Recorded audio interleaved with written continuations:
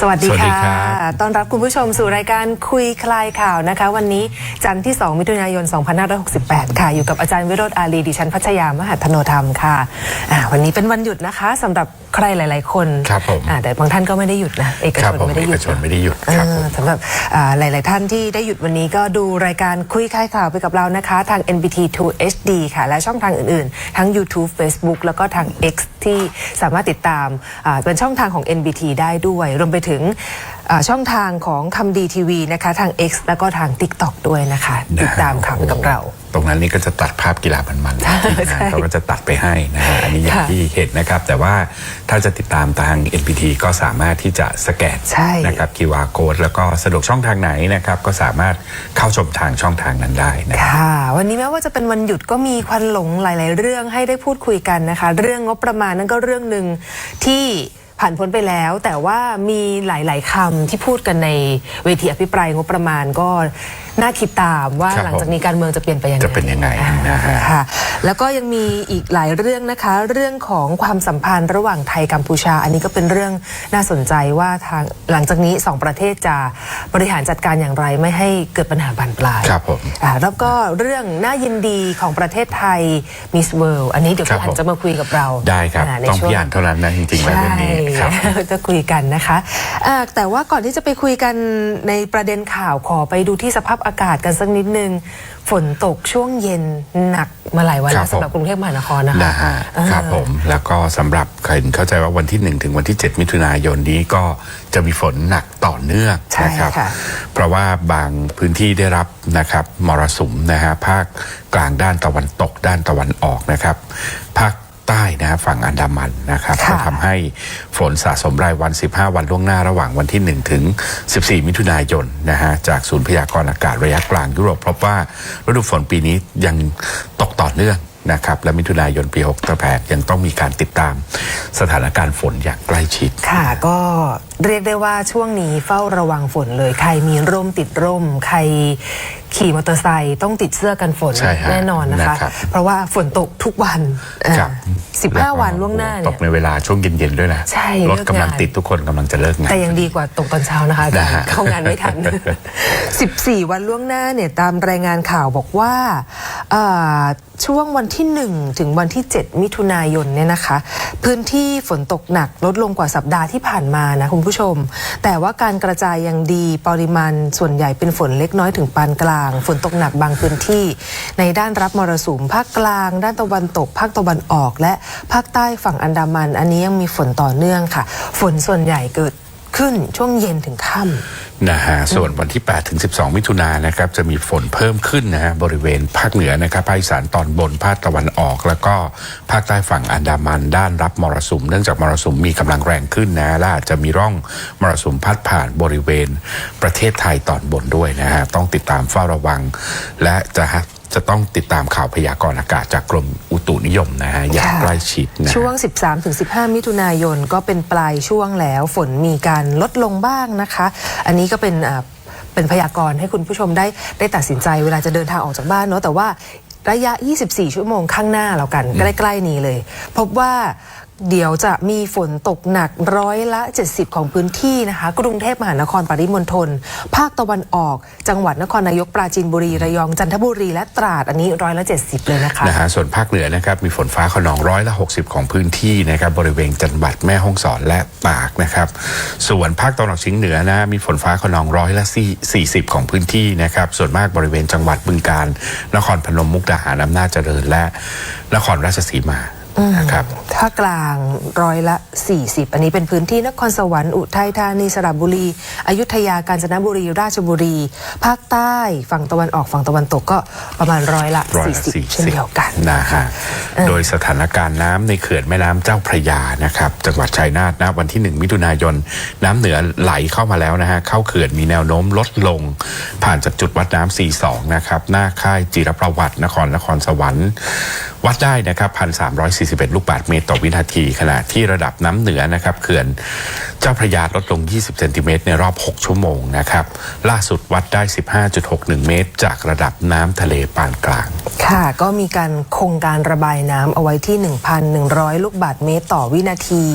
ตามมาตรการหน่วงน้ำเหนือเพื่อลดผลกระทบต่อพื้นที่ลุ่มต่ำนอกคันกั้นน้ำนะคะขณะที่ระดับน้ำท้ายเขื่อนคงตัวในรอบ48ชั่วโมงก็อยู่ที่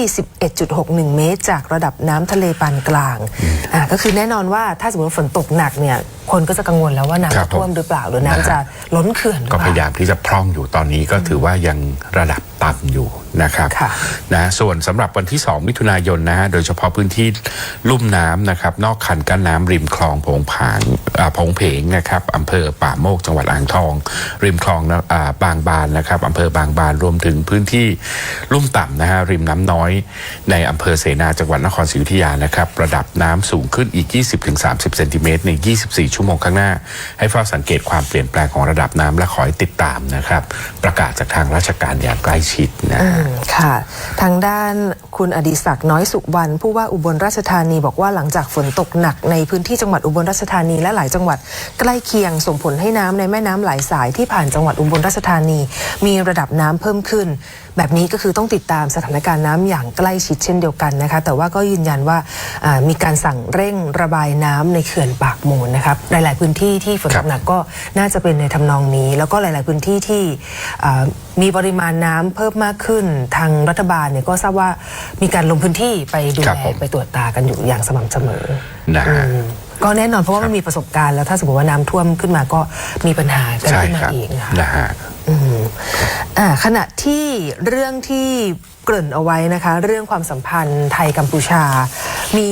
สิ่งที่รัฐมนตรีว่าการกระทรวงกลาโหมได้ยืนยันนะคะคุณภูมิธรรมเวชยชัยให้สัมภาษณ์ถึงสถานการณ์ชายแดนไทยกัมพูชาว่าคลี่คลายลงแล้วนะคะต่างฝ่ายต่างยึดมั่นในการที่จะไม่ก่อให้เกิดการเผชิญหน้าและรอให้คณะกรรมาการเขตแดนร่วม JBC ได้หารือกันซึ่งขณะนี้ได้นัดหมายกันแล้วค่ะเข้าใจว่าจะเป็นสัปดาห์หน้าฝ่ายไทยเนี่ยได้พูดคุยกันเมื่อ1มิถุนายนซึ่งผู้บัญชาการทหารสูงสุดก็จะไปพูดคุยด้วยโดยได้ประสานงานกับกระทรวงการต่างประเทศกองทัพบกและกองทัพไทยอย่างต่อเนื่องคุณภูมิธรรมบอกว่าคงยังไม่น่าห่วงอะไรแต่ก็ขอให้พูดคุยกันก่อนไทยยึดหลักการไม่เผชิญหน้าและพยายามหาข้อสรุปอย่างสันติและเป็นประเทศเพื่อนบ้านซึ่งกันและกันนะฮะนักข่าวก็ถามนะครับว่าจะพูดคุยกับกัมพูชาในระดับรัฐมนตรีหรือไม่นะฮะคุณภูมิธรรมกล่าวว่าได้พูดคุยอย่างต่อเนื่องและโอกาสการพบกันนะฮะก็มีอยู่อย่างต่อเนื่องเช่นเดียวกันนะฮะมีวงประชุมหลายเรื่องที่เป็นเรื่องของการรักษาความสงบรักษาสันติภาพในบริเวณนี้อยู่แล้วนะฮะค่ะส่วนแม่ทัพภาคที่2นะคะรายงานข่าวบอกว่าเมื่อวันเสาร์ที่31พฤษภาคมที่ปราสาทตาเมืองทมจังหวัดสุรินทร์นะคะพลโทบุญสินพาดกลางแม่ทัพภาคที่2ไปตรวจเยี่ยมให้กำลังใจพลกองพันก็ขออภัยค่ะให้กำลังใจกำลังพลกองพันทหารราบที่21หน่วยเฉพาะกิจที่2กองกำลังสุรานารีที่ปฏิบัติหน้าที่ประจำฐานปฏิบัติการมีการมอบข้าวสารอาหารแห้งและให้โอวาทแก่กำลังพลนะคะมีการกล่าวขอบคุณนะครับและเชื่อมั่นในปฏิบัติการของนายทหารทุกนายว่าจะปฏิบัติหน้าที่ได้อย่างดียิ่งยืนยันว่าเราทำถูกต้องแล้วพร้อมทั้งขอให้นายทหารทุกระดับตระหนักอยู่เสมอว่าระดับผู้บัญชารวมไปถึงผู้บังคับบัญชาทุกระดับคอยให้กำลังใจอยู่เสมออย่าได้ประมาทพร้อมจะเกิดอะไรได้ขึ้นทุกเวลานะฮะขอให้ติดตามข้อมูลข่าวสารอยู่ตลอดนะครับจากนั้นแม่ทัพภาคที่2ก็เดินสำรวจจุดเฝ้าระวังนะฮะในพื้นที่แนวชายแดนไทยกัมพูชาและพูดคุยให้กำลังใจแก่ทหารที่ประจำการอยู่ในบังเกอร์ตลอด24ชั่วโมงค่ะส่วนรัฐมนตรีว่าการกระทรวงการต่างประเทศนะคะคุณมาริสเสงี่ยมพงศ์บอกแถลงข่าวเกี่ยวกับการพัฒนาการสถานการณ์ไทยกัมพูชาหลังเสร็จสิ้นการประชุม JBC ฝ่ายไทยนานกว่า2ชั่วโมงค่ะก็มีปลัดกระทรวงการต่างประเทศและพลเอกมนัสจันดีเลขาธิการทหารร่วมด้วยระบุว่าได้มอบหมายให้คุณเอกสิริปินทรุจิปลัดกระทรวงการต่างประเทศจัดประชุม JBC เนื่องจากเหตุการณ์ที่เกิดขึ้นตามแนวชายแดนไทยกัมพูชาโดยไทยและกัมพูชาเป็นประเทศใกล้ชิดกันทั้งในระดับรัฐบาลและประชาชนจึงจำเป็นต้องทำทุกวิถีทางไม่ให้สถานการณ์บานปลายกระทบความสัมพันธ์นะคะยืนยันว่าการดำเนินการของฝ่ายไทยเป็นไปตามหลัก กฎหมายระหว่างประเทศและกฎหมายภายในประเทศอย่างเหมาะสมสอดคล้องกับกฎหมายระหว่างประเทศและแนวปฏิบัติสากลที่เกี่ยวข้องนะฮะปัจจุบันนะครับสถานการณ์ชายแดนยังสงบเรียบร้อยด่านทุกด่านยังเปิดทำการปกตินะครับจากเหตุที่เกิดขึ้นได้หารือกันในหลายระดับแรกเริ่มได้พูดคุยกับรองนายกและรัฐมนตรีว่าการกระทรวงต่างประเทศของกัมพูชาซึ่งเห็นด้วยว่าจะทำทุกอย่างนะครับเพื่อที่จะยุติความตึงเครียดลงให้ได้ต่อมาผู้บัญชาการทหารบกทั้งสองประเทศพบปะกันเมื่อวันที่29พฤษภาคมเพื่อลดความตึงเครียดและวันที่30ได้ประชุมที่ญี่ปุ่นก็ได้หารือนะฮะกับรัฐมนตรีว่าการกระทรวงต่างประเทศกัมพูชาอีกครั้งได้มีโอกาสหารือกับนายกคุณมาเนตของกัมพูชาทั้งสองฝ่ายเห็นว่าต้องร่วมมือกันเพื่อลดความตึงเครียดในพื้นที่ชายแดนโดยใช้กลไกเป็นไปตามที่นายกทั้งสองประเทศเห็นพ้องที่จะส่งเสริมความร่วมมือกันด้านการทหารด้วยเพื่อที่จะก่อให้เกิดความสงบเรียบร้อยมีเสถียรภาพตามแนวชายแดนระหว่างที่ท่านได้เยือนกัมพูชาในเดือนเมษายนที่ผ่านมานะคือมันมีกลไก3กลไกที่เขาจะใช้ในการพูดคุยกันไม่ว่าจะเป็น JBC ก็คือคณะกรรมการชายแดนคณะกรรมการชายแดนทั่วไป GBC และคณะกรรมการชายแดนภูมิภาค RBC และจะพยายามใช้กลไกเหล่านี้ในการแก้ปัญหาเพื่อให้ความสงบกลับมาก็คือ JBC GBC และ RBC นะฮะก็มีอยู่หลากหลายเครื่องมือด้วยกันนะครับก็มีการขอนะฮะขณะเดียวกันให้สื่อมวลชนนะครับช่วยกันนะฮะทำให้ข้อมูลที่ไม่ถูกต้องนะครับไม่ออกมานะฮะต้องระวังไม่ให้มีการเผยแพร่ในสิ่งที่ไม่สมควรเปิดเผยในสถานการณ์นะครับณปัจจุบันเห็นว่าคุณนิกรเดชพลางกูลนะคะอธิบดีกรมสารนิเทศและโฆษกกระทรวงการต่างประเทศบอกว่าการจัดให้มีการประชุมในโอกาสแรกเนี่ยอาจจะเกิดขึ้นภายใน 1-2 สัปดาห์ข้างหน้าและไม่น่าจะเกินปลายเดือนมิถุนายนนี้แต่สิ่งที่พอคนไทยเห็นก็อาจจะไม่สบายใจคือโพสต์ของสมเด็จฮุนเซนประธานวุฒิสภากัมพูชาตรงนี้ก็เลยต้องมีการสอบถามว่าคิดเห็นอย่างไรสำหรับทางด้านของกระทรวงการต่างประเทศคุณนิกรเดชก็บอกว่าพื้นที่ดังกล่าวเป็นของกัมพูชาขออภัยค่ะสมเด็จฮุนเซนเนี่ยโพสต์บอกว่าพื้นที่ดังกล่าวเป็นของกัมพูชาตามหลักแล้วมีผลทางกฎหมายหรือไม่คุณนิกรเดชบอกว่าผลทางกฎหมายไม่มี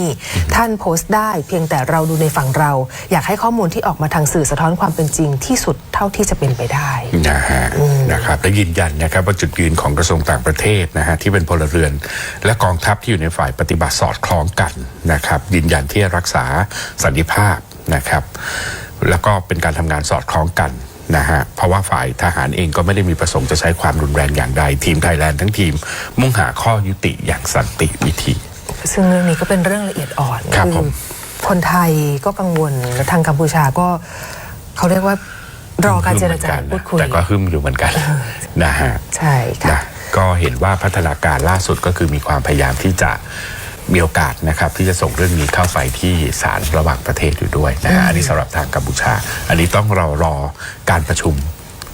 ในส่วนของผู้ที่มีส่วนเกี่ยวข้องเสียก่อนอาจจะคลี่คลายลงนะฮะคิดว่าไม่น่าจะมีเหตุอะไรที่จะต้องบานปลายไปมากกว่านี้แล้วครับค่ะทีนี้ไปดูเรื่องของควันหลงจากร่างพรบงบประมาณปี 2569 กันบ้างนะคะมีการอภิปรายกันอยู่ทุกเรื่องแล้วก็มีการปรับลดตัดงบอะไรกันต่างๆแต่ว่าก็ถูกจับตาเรื่องการเมืองโดยเฉพาะเวลาโหวตตัวเลขต่างๆมันดูไม่สอดคล้องกับความเป็นจริงสำหรับพรรคการเมืองฝ่ายค้านฝ่ายรัฐบาลฝ่ายพรรคร่วมฝ่ายอะไรแบบนี้โดยนะครับมีการลงมติรับนะครับหลักการพรบงบประมาณปี 69นะครับในวงเงิน 3.78 ล้านบาทไปแล้วนะครับมีคะแนนเห็นด้วย322เสียงไม่เห็นด้วย158เสียงงดออกเสียง0เสียงและไม่ลงคะแนนเสียงนะครับจากผู้ลงมติไม่ลงคะแนนเสียง2เสียงนะครับจากผู้ลงมติทั้งสิ้น282คนนะฮะสื่อหลายสำนักเลยนะฮะบอกว่าฝ่ายค้านแตกแถวนะครับโดยเสียงหายไป13เสียงจาก171เสียงที่มีของ5พรรคฝ่ายค้านก็คือพรรคประชาชน143เสียงพลังประชารัฐ20เสียงไทยสร้างไทย6เป็นธรรม1และไทยก้าวหน้าอีก1นะฮะโดยเข้าไปดูในรายละเอียดนะครับก็จะพบว่าพรรคประชาชนมีสสโหวตสวน1คนคือคุณกฤษชีวธรรมมานนท์สสชลบุรีขณะที่คุณรังสิมันต์โรมและคุณวรรณนิพาไม้สนสสบัญชีรายชื่อนั้นไม่ร่วมลงมตินะฮะค่ะพรรคไทยสร้างไทยนะคะมีเพียงคุณชัชวาลแพทยาไทยสส101โหวตตามมติฝ่ายค้านส่วนอีก5คนคือมี3คนโหวตหนุนก็คือคุณรำพูนตันติวณิชชานนท์สสอุบลราชธานีคุณถากรตันทสิทธิ์คุณสุภาพรสลับศรีสสยโสธรและอีก2คนคือคุณหลังธุรพลและคุณอดิศักดิ์ แก้วมงคุณทรัพย์2 สสอุดรธานีไม่ปรากฏการลงคะแนนก็ยังเป็นประเด็นสำหรับพรรคไทยสร้างไทยอยู่นะครับในกรณีพรรคพลังประชารัฐมีสส3 คนไม่ร่วมลงมตินะครับได้แก่พลเอกประวิตรวงษ์สุวรรณนะฮะคุณขวัญเรือนเทียนทองและนางสาวตรีนุชเทียนทอง2 สสสระแก้วส่วนกาญจนะจังหวัดนะฮะสสชัยภูมิโหวตส่วนมติพรรคนะครับเป็นหนุนร่างพรบงบแทนนะฮะ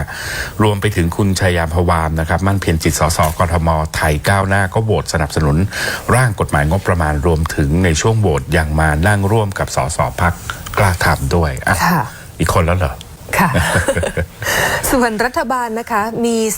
324เสียงจาก11พรรคได้เสียงโหวต322ก็คือมีผู้ไม่มาโหวตอย่างเช่นของพรรคเพื่อไทยเนี่ยมีร้อยตำรวจเอกเฉลิมอยู่บำรุงและคุณอมรเทพสมหมายอันนี้ไม่ได้มาร่วมโหวตตามรายงานข่าวของผู้สื่อข่าวนะคะบอกว่าน่าอาจจะป่วยนะฮะส่วนพรรคภูมิใจไทยนะครับมีคุณสักการิยาสะอินะฮะสสนราธิวาสไม่โหวตนะครับรวมไปถึงพรรคประชาชาติเนี่ยมีนอกจากอาจารย์วันมูฮัมหมัดนอมัทาที่ทำหน้าที่เป็นประธานนะครับแต่มีชื่อคุณกมลศักดิ์ลีวาเมาะและนายสุกาโนมัทาไม่ได้โหวตด้วยนะฮะอันนี้ไม่แน่ใจว่าไม่สบายหรือว่าอย่างไรนะฮะเป็นการสื่ออะไรออกมาค่ะทีนี้หลังจากประชุมกันเสร็จแล้วรับร่างกันเสร็จแล้วต้องมีการตั้งคณะกรรมาธิการนะคะจำนวน73คนเพื่อที่จะพิจารณาในวาระที่2ในการประชุมวันที่9 มิถุนายนนี้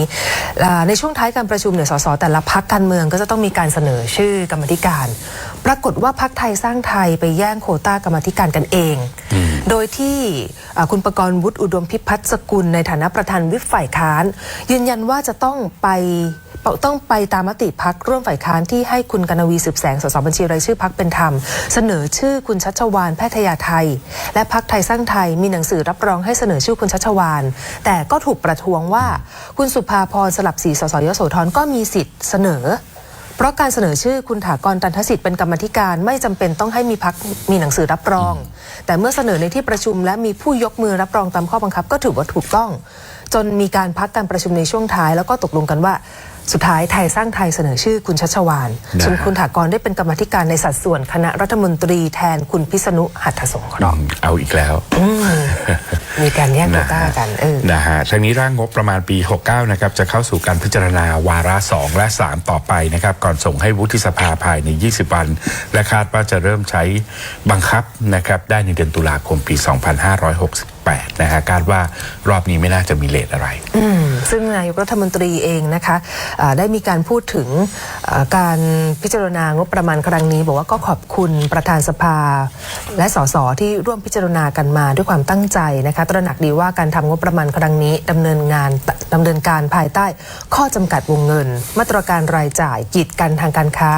ของประเทศเศรษฐกิจความขัดแย้งทางภูมิภาครัฐศาสตร์ความเปลี่ยนแปลงสภาพภูมิอากาศและภาวะเศรษฐกิจโลกที่มีปัจจัยรอบด้านที่ส่งผลกระทบนะคะก็หวังเป็นอย่างยิ่งว่างบประมาณที่ได้เสนอไปจะสามารถยกระดับคุณภาพชีวิตพี่น้องคนไทยได้ทุกคนแล้วก็มุ่งมั่นที่จะใช้งบประมาณเป็นเครื่องมือสำคัญในการขับเคลื่อนเศรษฐกิจนะคะนะครับเดี๋ยวเรามีเสียงนายกที่พูดตอนช่วงนี้ด้วยค่ะไปฟังกันค่ะการเปลี่ยนแปลงทุกวันนี้ก็อาจจะเป็นเรื่องที่ท้าทายค่ะในการที่จะกำหนดทิศทางหรือว่าหาข้อสรุปอย่างใดอย่างหนึ่งให้เป็นคำตอบที่ชัดเจนได้ในวันนี้เลยแต่สิ่งหนึ่งที่ดิฉันมั่นใจค่ะนั่นก็คือรัฐบาลชุดนี้จะทุ่มเทแรงกายแรงใจในการทำนโยบายหลายๆทุกนโยบายเพื่อการกระตุ้นเศรษฐกิจให้สำเร็จเป็นรูปธรรมเราจะลดรายจ่ายของพี่น้องประชาชนเพิ่มรายได้แล้วก็ขยายโอกาสแล้วก็จะใช้เม็ดเงินจากพระราชบัญญัติงบประมาณชุดนี้ให้เกิดประโยชน์สูงสุดต่อพี่น้องประชาชนค่ะดิฉันทราบดีเหมือนที่ทุกท่านทราบกันนะคะว่าเรื่องนี้ไม่ใช่เรื่องง่ายแล้วก็ทราบดีค่ะว่าพี่น้องประชาชนก็ไม่ได้ส่งเรามาทำเรื่องง่ายๆนะคะรัฐบาลทำหน้าที่ในการบริหารฝ่ายค้านเป็นผู้ตรวจสอบถ้าเราทั้งสองมุ่งเน้นผลประโยชน์ของพี่น้องประชาชนเป็นหลักเป็นใจความสำคัญดิฉันมั่นใจเป็นอย่างยิ่งค่ะว่าเราจะสามารถทำให้ป ประเทศผ่านวิกฤตไปได้ แล้วก็สามารถทำให้เห็นผลสำเร็จร่วมกันได้แน่นอนค่ะขอบคุณค่ะสุดท้ายแล้วก็ผ่านงบกันไปแล้วก็เดี๋ยวไปตั้งกรรมาธิการกันแต่ว่าระหว่างที่มีการพิจารณาร่างงบประมาณรายจ่ายเนี่ยนะคะเขาบอกว่ามีคลื่นความขัดแย้งที่เร้นลึกภายในพรรคร่วมรัฐบาลก่อตัวขึ้นมาชัดเจนจนเกินจะซ่อนไว้ได้ตามรายงานข่าวบางสำนักบอกแบบนั้นเห็นได้จากบรรดางูเห่าทางการเมืองงูเห่าน่าจะเป็นปัญหาฝ่ายค้านหรือเปล่าหรือสสจากฝ่ายค้านที่ประกาศเตรียมแยกตัวไปร่วมงานกับรัฐบาลที่ทยอยเปิดตัวกันมายังไม่นับช่วงชิงเก้าอี้กรรมาธิการอย่างที่เราได้เล่าไปพรรคไทยสร้างไทยที่แตกหักกันเป็น2 ขั้วคิดว่าของฝ่ายรัฐบาลเนี่ยน่าจะเป็นประเด็นเรื่องเกี่ยวกับการปรับคณะรัฐมนตรีมากกว่าภูมิใจไทยกับเพื่อไทยอะไรต่างๆเหล่านี้นะครับโดยเฉพาะเมื่อสัปดาห์ที่ผ่านมาก็จะมีคลื่นใช่ไหมของการนำเสนอว่าพรรคเพื่อไทยอยากจะได้กระทรวงมหาดไทยคืนนะครับจากคุณอนุทินชาญวิรากูลหรือว่าพรรคภูมิใจไทยหรือไม่นะฮะหรือถ้าเอาคืนอันนี้จะนำไปสู่การแยกตัวออกนะครับของพรรคภูมิใจไทยไปอยู่ฝ่ายค้านหรือเปล่านะฮะก็จะส่งผลทำให้เสถียรภาพของการเมืองเนี่ยมันโดยเฉพาะคะแนนเสียงต่างๆเนี่ยก็จะปริ่มน้ำขึ้นมาทันทีอันนี้ต้องคอยดูภายในสัปดาห์นี้นะครับว่าจะมีความคืบหน้าไปอย่างไรนะฮะว่าไม่พอใจนะครับหรือว่ายังสามารถที่จะแลกกระทรวงและยังคงทำงานร่วมนะครับเป็นรัฐบาลไปจนกว่าที่จะหมดวาระในปี 70 หรือไม่นะฮะอันนี้ต้องจับตามองค่ะแต่ตอนที่อภิปรายฝ่ายค้านใช้ธีมว่าช่วยรัฐบาลหาเงินอาจารย์มองไงเขาช่วยรัฐบาลหาเงินเห็นตัวเองยังเปิดรับบริจาคอยู่เลย ก็คือมาแนะนำแนวทางในการให้รัฐบาลช่วยหาเงินจากตรงนู้นตรงนี้มาจะได้มีงบประมาณไปทำนู้นทำนี่มากขึ้นนะฮะงบประมาณมันอยู่เท่าเดิมคุณตัดไปมันที่เหลือมันก็ไปเข้าในส่วนของงบกลางอยู่ดีนะฮะแต่ที่ทำมาถูกแล้วนะครับก็คือพยายามที่จะตรวจสอบนะครับและชี้ให้เห็นถึงปัญหาเรื่องประสิทธิภาพนะครับในการใช้งบประมาณนะครับความรั่วไหลอะไรต่างๆเหล่านี้ซึ่งมีการหยิบยกกันขึ้นมาพิปรายก็ประชาชนได้ประโยชน์ด้วยกันทั้งสิ้นนะครับแต่ทั้งหมดทั้งปวงก็ต้องดูอยู่บนภาพของความเป็นจริงนะครับของการทำงานด้วยนะฮะให้คะแนนฝ่ายค้านกับฝ่ายรัฐบาลยังไงในการอภิปรายงบครั้งนี้อาจารย์โอ้โหก็ผมให้ฝ่ายค้านประมาณสัก6 ถึง 7ได้นะครับเพราะว่ามีหลายประเด็นที่น่าฟังนะครับสามารถที่จะนำไปขยายความต่อนะครับทำการตรวจสอบนะครับกันต่อได้อะไรต่างๆเหล่านี้นะครับแต่ว่าหลายข้อเสนอแนะหลายข้อติดติงก็จะเป็นลักษณะของการคิดไปเองก็เยอะเหมือนกันนะครับก็ต้องรอกระบวนการต่อจากนี้ว่าจะตรวจสอบการทำงานการใช้งบประมาณเนี่ยต่างๆได้อย่างไรซึ่งรัฐมนตรีก็สามารถชี้แจงได้ก็ชี้แจงได้นะครับค่ะก็นั่นแหละครับตลอดการอภิปราย4 วันรัฐมนตรีจากหลากหลายกระทรวงก็ลุกขึ้นอภิปรายกระทรวงการคลังนี่แน่นอนต้องมีการลุกขึ้นตอบโต้ลุกขึ้นอภิปรายนะคะกระทรวงการคลังเนี่ยก็คือมีการพูดถึงยอมรับถึงการที่รัฐบาลสามารถใช้งบประมาณได้จริงเพียง1 ใน 4แต่ยืนยันว่าเป็นการบริหารจัดการด้วยความรับผิดชอบและสัดส่วนการขาดดุลก็มีแนวโน้มลดลงในระยะยาวอธิบายถึงการจัดสรรงบประมาณสู่ท้องถิ่นที่เพิ่มขึ้นการใช้กลไกมาตรา 28 สำหรับโครงการค้ำประกันสินเชื่อ SME ทำให้ไม่ต้องใช้เงินในงบประมาณสักบาทเดียวและอยากจะให้ฝ่ายค้านที่เสนอแคมเปญช่วยรัฐบาลหาเงินเข้าใจความยืดหยุ่นว่ารัฐบาลพร้อมทบทวนและปรับแก้งบประมาณหลังการพิจารณาในวาระแรกและขั้นตอนอื่นๆพร้อมปฏิเสธว่าประเทศไทยใกล้เคียงรัฐล้มเหลวที่ทางฝ่ายค้านมีการพูดถึงนะฮะนะครับคุณสุทินคลังแสงนะครับสสพรรคเพื่อไทยก็ชี้แจงนะครับว่าแม้ส่วนตัวจะไม่พอใจงบประมาณที่จำกัดแต่เข้าใจถึงสถานะทางการเงินของประเทศพร้อมต้องฝ่ายค้านนะครับเรื่องงบกองทัพที่ต้องมีการพิจารณาตามสถานการณ์ตามความตึงเครียดรอบด้านนะครับแล้วก็เน็บแนมความแตกต่างในการแก้ปัญหาระหว่างฝ่ายค้านนะครับกับมืออาชีพนะฮะเปรียบเทียบกับมือสมัครเล่นค่ะส่วนเรื่องที่บอกว่าเป็นรอยร้าวหรือเปล่าระหว่างทางด้านของพรรคภูมิใจไทยกับพรรคเพื่อไทยนะคะก็เขาว่ากันว่าคุณนักข่าวเนี่ยพยายามสอบถามคุณอนุทินแต่คุณอนุทินก็เขาใช้คำว่ากระอักกระอ่วนไม่ยอมตอบเดินเข้าลิฟต์ไปก็บอกว่าปวดท้องส่วนนายกเองก็บอกเจ็บคออะไรทำนองนี้ปรับครม.นะฮะส่วนอีกพรรคหนึ่งนะครับนอกเหนือจากพรรคภูมิใจไทยก็คือพรรคกล้าทำนะฮะก็มีกระแสข่าวออกมาเช่นเดียวกันว่ามีโอกาสเป็นไปได้ไหมนะครับที่ทางพรรคเพื่อไทยอยากจะได้กระทรวงเกษตรกลับเข้ามานะครับอยู่ภายใต้การดูแลของทางพรรคเพื่อไทยเองนะครับแต่ทางร้อยธรรมนัสพรหมเผ่านะฮะก็ยืนยันนะครับว่ากระทรวงเกษ ษต้องกล้าทำเท่านั้นต่อจากนี้เนี่ยก็ต้องดูความเคลื่อนไหวของ2 พรรคนี้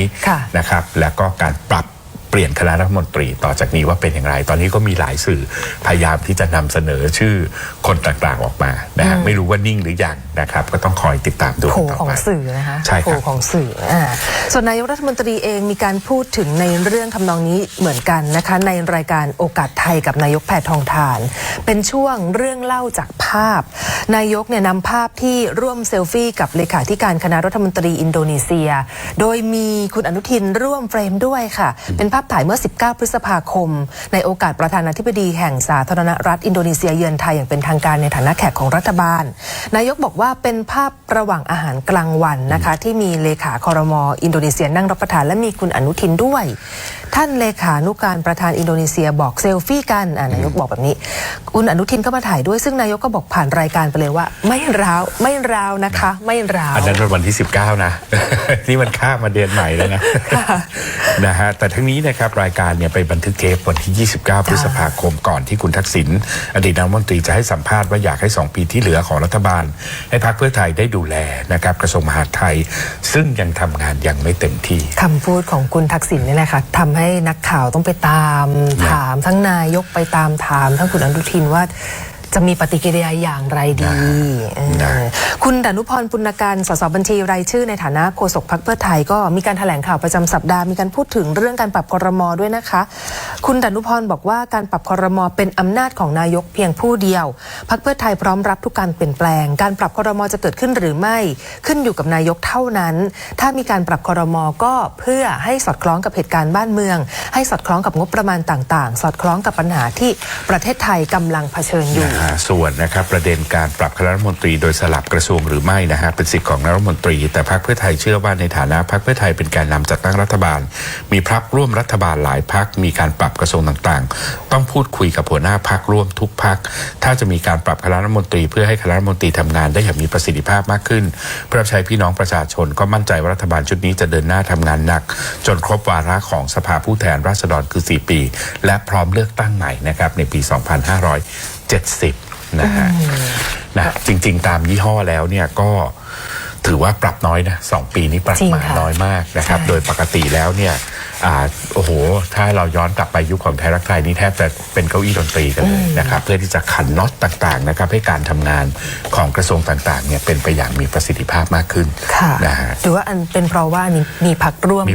เยอะก็ต้องมีความเกรงใจกันนิดนึงนะฮะในขณะเดียวกันก็ต้องรอให้กระทรวงพรรคไหนไปแล้วก็จะดึงเอาคืนก็ค่อนข้างลำบากเหมือนกันไม่ง่ายนะครับก็ถือว่าเป็น โอ้โหความไม่แน่นอนทางการเมืองต้องยอมรับนะครับว่าภาพและผลนะฮะของการปรับครม.นั้นจะออกมาเป็นอย่างไรถ้าราบรื่นไม่มีปัญหาก็ฉลุยนะฮะแต่ถ้านำไปสู่ความขัดแย้งในกลุ่มพรรคร่วมรัฐบาลอันนี้ก็ไม่รู้ว่าจะนำไปสู่การถอนตัวไม่ถอนตัวนะครับหรือจริงๆแล้วเนี่ยอยู่ระหว่างของการต่อรองกันนะครับว่าจะได้กระทรวงไหนไปแทนกระทรวงเดิมอะไรต่างๆเหล่านี้นะฮะก็ต้องรอดูครับว่าสถานการณ์ตลอดสัปดาห์นี้เท่าที่ทราบคือไม่วันนี้พรุ่งนี้แหละก็คงจะมีการพูดคุยกันแล้วนะครับแต่ดูโดยธรรมชาติของทั้งพรรคเพื่อไทยและพรรคภูมิใจไทยมันเขาเรียกอะไรจะแตกหักกันง่ายขนาดนั้นเลยเหรอคะนั่นสินะก็จริงๆถามว่าสำหรับพรรคการเมืองเนี่ยการเป็นรัฐบาลมันก็ย่อมดีกว่าไปเป็นฝ่ายค้านอะไรทำนองนี้นะครับแต่ว่าถ้ามันเกิดจากการปรับโดยที่ไม่เต็มใจไม่ยินยอมพร้อมใจอะไรต่างๆเหล่านี้ก็สามารถนำไปสู่ความขัดแย้งได้นะครับก็การเมืองเรื่องของการเมืองแบบมุ้งนะครับก็พาเราย้อนกลับไปสู่การเมืองก่อนปี 2540 นะซึ่งการเมืองในยุคนั้นก็คือความไม่มีเสถียรภาพอย่างต่อเนื่องและนำไปสู่การยุบสภากันอย่างเรื่อยๆนะครับรัฐบาลอยู่กันไม่ครบวาระสักทีรัฐธรรมนูญฉบับปี 40 ก็พยายามที่จะให้อำนาจนะครับกับพรรคการเมืองให้กลายเป็นพรรคการเมืองใหญ่จะได้สามารถที่จะบริหารจัดการได้นะครับแต่รัฐธรรมนูญฉบับปี 50-60 ก็กลับมาออกแบบ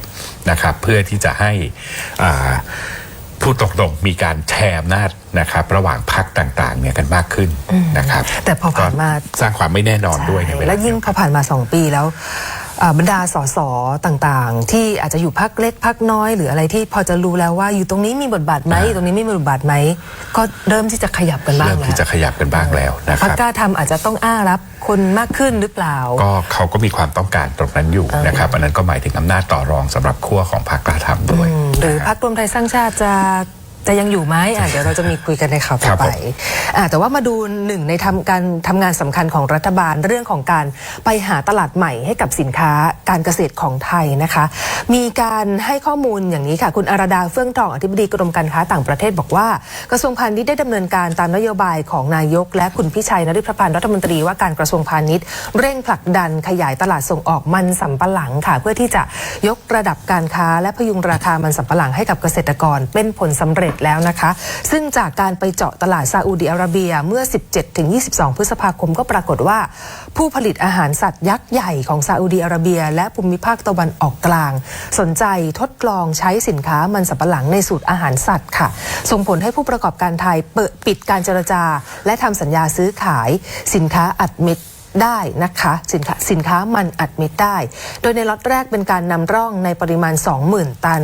ในราคาที่ทั้งสองฝ่ายพึงพอใจกำหนดส่งมอบภายในสิงหาคมนี้แล้วนะคะที่ผ่านมาซาอุดิอาระเบียไม่รู้จักและไม่คุ้นเคยกับการใช้มันสำปะหลังในสูตรอาหารสัตว์นะครับการปิดดีลให้กับผู้ค้าอาหารสัตว์รายใหญ่ในตะวันออกกลางครั้งนี้แสดงให้เห็นถึงความมุ่งมั่นของกระทรวงพาณิชย์ในการลดการพึ่งพาตลาดเดียวและขยายการส่งออกมันสำปะหลังไปยังตลาดใหม่ที่มีศักยภาพซึ่งทางกรมนะครับจะผลักดันการส่งออกไปยังซาอุดิอาระเบียอย่างต่อเนื่องเพื่อขยายผลให้เกิดการนำเข้านะครับสินค้ามันสำปะหลังจากซาอุดิอาระเบียให้ได้มากที่สุดเท่าที่จะมากได้นะครับซึ่งมันสำปะหลังของไทยเนี่ยมีชื่อเสียงด้านคุณภาพในระดับโลกมาอย่างยาวนานและอีกทั้งยังมีคุณค่า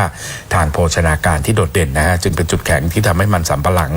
เป็นวัตถุดิบทดแทนธัญพืชอื่นในอุตสาหกรรมอาหารสัตว์ได้เป็นอย่างดีค่ะแล้วอธิบดีกรมการค้าต่างประเทศก็บอกว่าความสำเร็จในครั้งนี้นะคะถือเป็นก้าวสำคัญในการเปิดตลาดตะวันออกกลางซึ่งเป็นผลมาจากความร่วมมือกันของภาครัฐภาคเอกชนและภาควิชาการโดยจะเป็นการเพิ่มช่องทางการตลาดให้กับอุตสาหกรรมมันสำปะหลังในการขยายฐานการส่งออกสินค้ามันสำปะหลังไปยังตะวันออกกลางเพิ่มขึ้นก็คือเป็นสัญญาณอันดีและเป็นก้าวแรกของอุตสาหกรรมมันสำปะหลังของไทยในการก้าวข้ามกรอบการค้าแบบเดิมและก้าวเข้าสู่อุตสาหกรรมใหม่ที่มีศักยภาพมากขึ้นนะฮะเราก็พูดกันอยู่ตลอดว่าประเทศไทยต้องการตลาดใหม่ต้องการหาพื้นที่ใหม่ๆในการขยายตัวทางเศรษฐกิจนะครับอันนี้เท่าที่ดูก็คือมีความพยายามอย่างมากนะฮะในการทำข้อตกลงการค้าในการไปเอาสินค้าไทยนะครับเจาะไปสู่ในพื้นที่ตลาดใหม่ๆนะฮะก็หวังว่าตัวนี้ก็จะเดินหน้าต่อไปนะครับอย่างต่อเนื่องค่ะดูผลงานของรัฐบาลไปแล้วดูผลงานฝ่ายค้านทั้งในการอภิปรายงบประมาณกันไปแล้วมีสวนดุสิตโพมหาวิทยาลัยส่วนราชภัฏสวนดุสิตค่ะสำรวจความคิดเห็นประชาชนทั่วประเทศถึงดัชนีการเมืองไทยประจำเดือนพฤษภาคม 2568 กลุ่มตัวอย่างเนี่ยทั้งหมด 2,168 คนกลุ่มตัวอย่างให้คะแนนภาพรวมดัชนีการเมืองไทยเฉลี่ยอยู่ที่ 4.70 คะแนนนะคะซึ่งเขาบอกว่าลดลงจากเมษายนปี 68 ที่ได้ 4.82 นะฮะโดยตัวชี้วัดนะครับที่ได้คะแนนสูงสุดคือผลงานของฝ่ายค้านนะครับเฉลี่ยอยู่ที่ 5.29 คะแนนแต่ก็ลดลงมานะครับจากเดือนเมษายนตัวชี้วัดที่ได้คะแนนต่ำสุดคือสภาพเศรษฐกิจโดยภาพรวมนะครับและการแก้ปัญหาความยากจนนั้นได้ไปเพียงแค่ 4.31 คะแนนนะและการเมืองฝ่ายรัฐบาลที่มีบทบาทโดดเด่นประจำเดือนคือคุณแพทองธารชินวัตรนะครับ40.87%และฝ่ายค้านที่มีบทบาทโดดเด่นประจำเดือนคือคุณณัฐพงษ์เรืองปัญญาวุฒิ50.79%นะครับผลงานฝ่ายรัฐบาลที่ชื่นชอบค่ะกลุ่มตัวอย่างบอกว่าเรื่องของการเร่งแก้ปัญหาการท่องเที่ยวฟื้นฟูความเชื่อมั่น37.55%ส่วนผลงานฝ่ายค้านที่ชื่นชอบคือเรื่องของการตรวจสอบความไม่โปร่งใสของรัฐบาลคิดเป็น48.62%นะคะทางคุณพรพันธ์บัวทองนะครับประธานสวนดุสิตก็ระบุนะครับดัชนีทางการเมืองไทยลดลงอย่างต่อเนื่องอาจจะเป็นการส่งสัญญาณว่าคนไทยกำลังหมดหวังและเบื่อหน่ายนะครับการเมืองไทยมากขึ้นทุกทีท่ามกลางกระแสข่าวหัวสวเสถียรภาพของพรรคร่วมระหว่างพรรคเพื่อไทยและภูมิใจไทยรวมไปถึงการอภิปรายงบประมาณปี 69ที่หลายฝ่ายสงสัยว่าคุ้มค่าโปร่งใสและตอบโจทย์ปากท้องประชาชนหรือไม่ทำให้คะแนนดัชนีการบริหารประเทศตามแนวนโยบายที่ประกาศไว้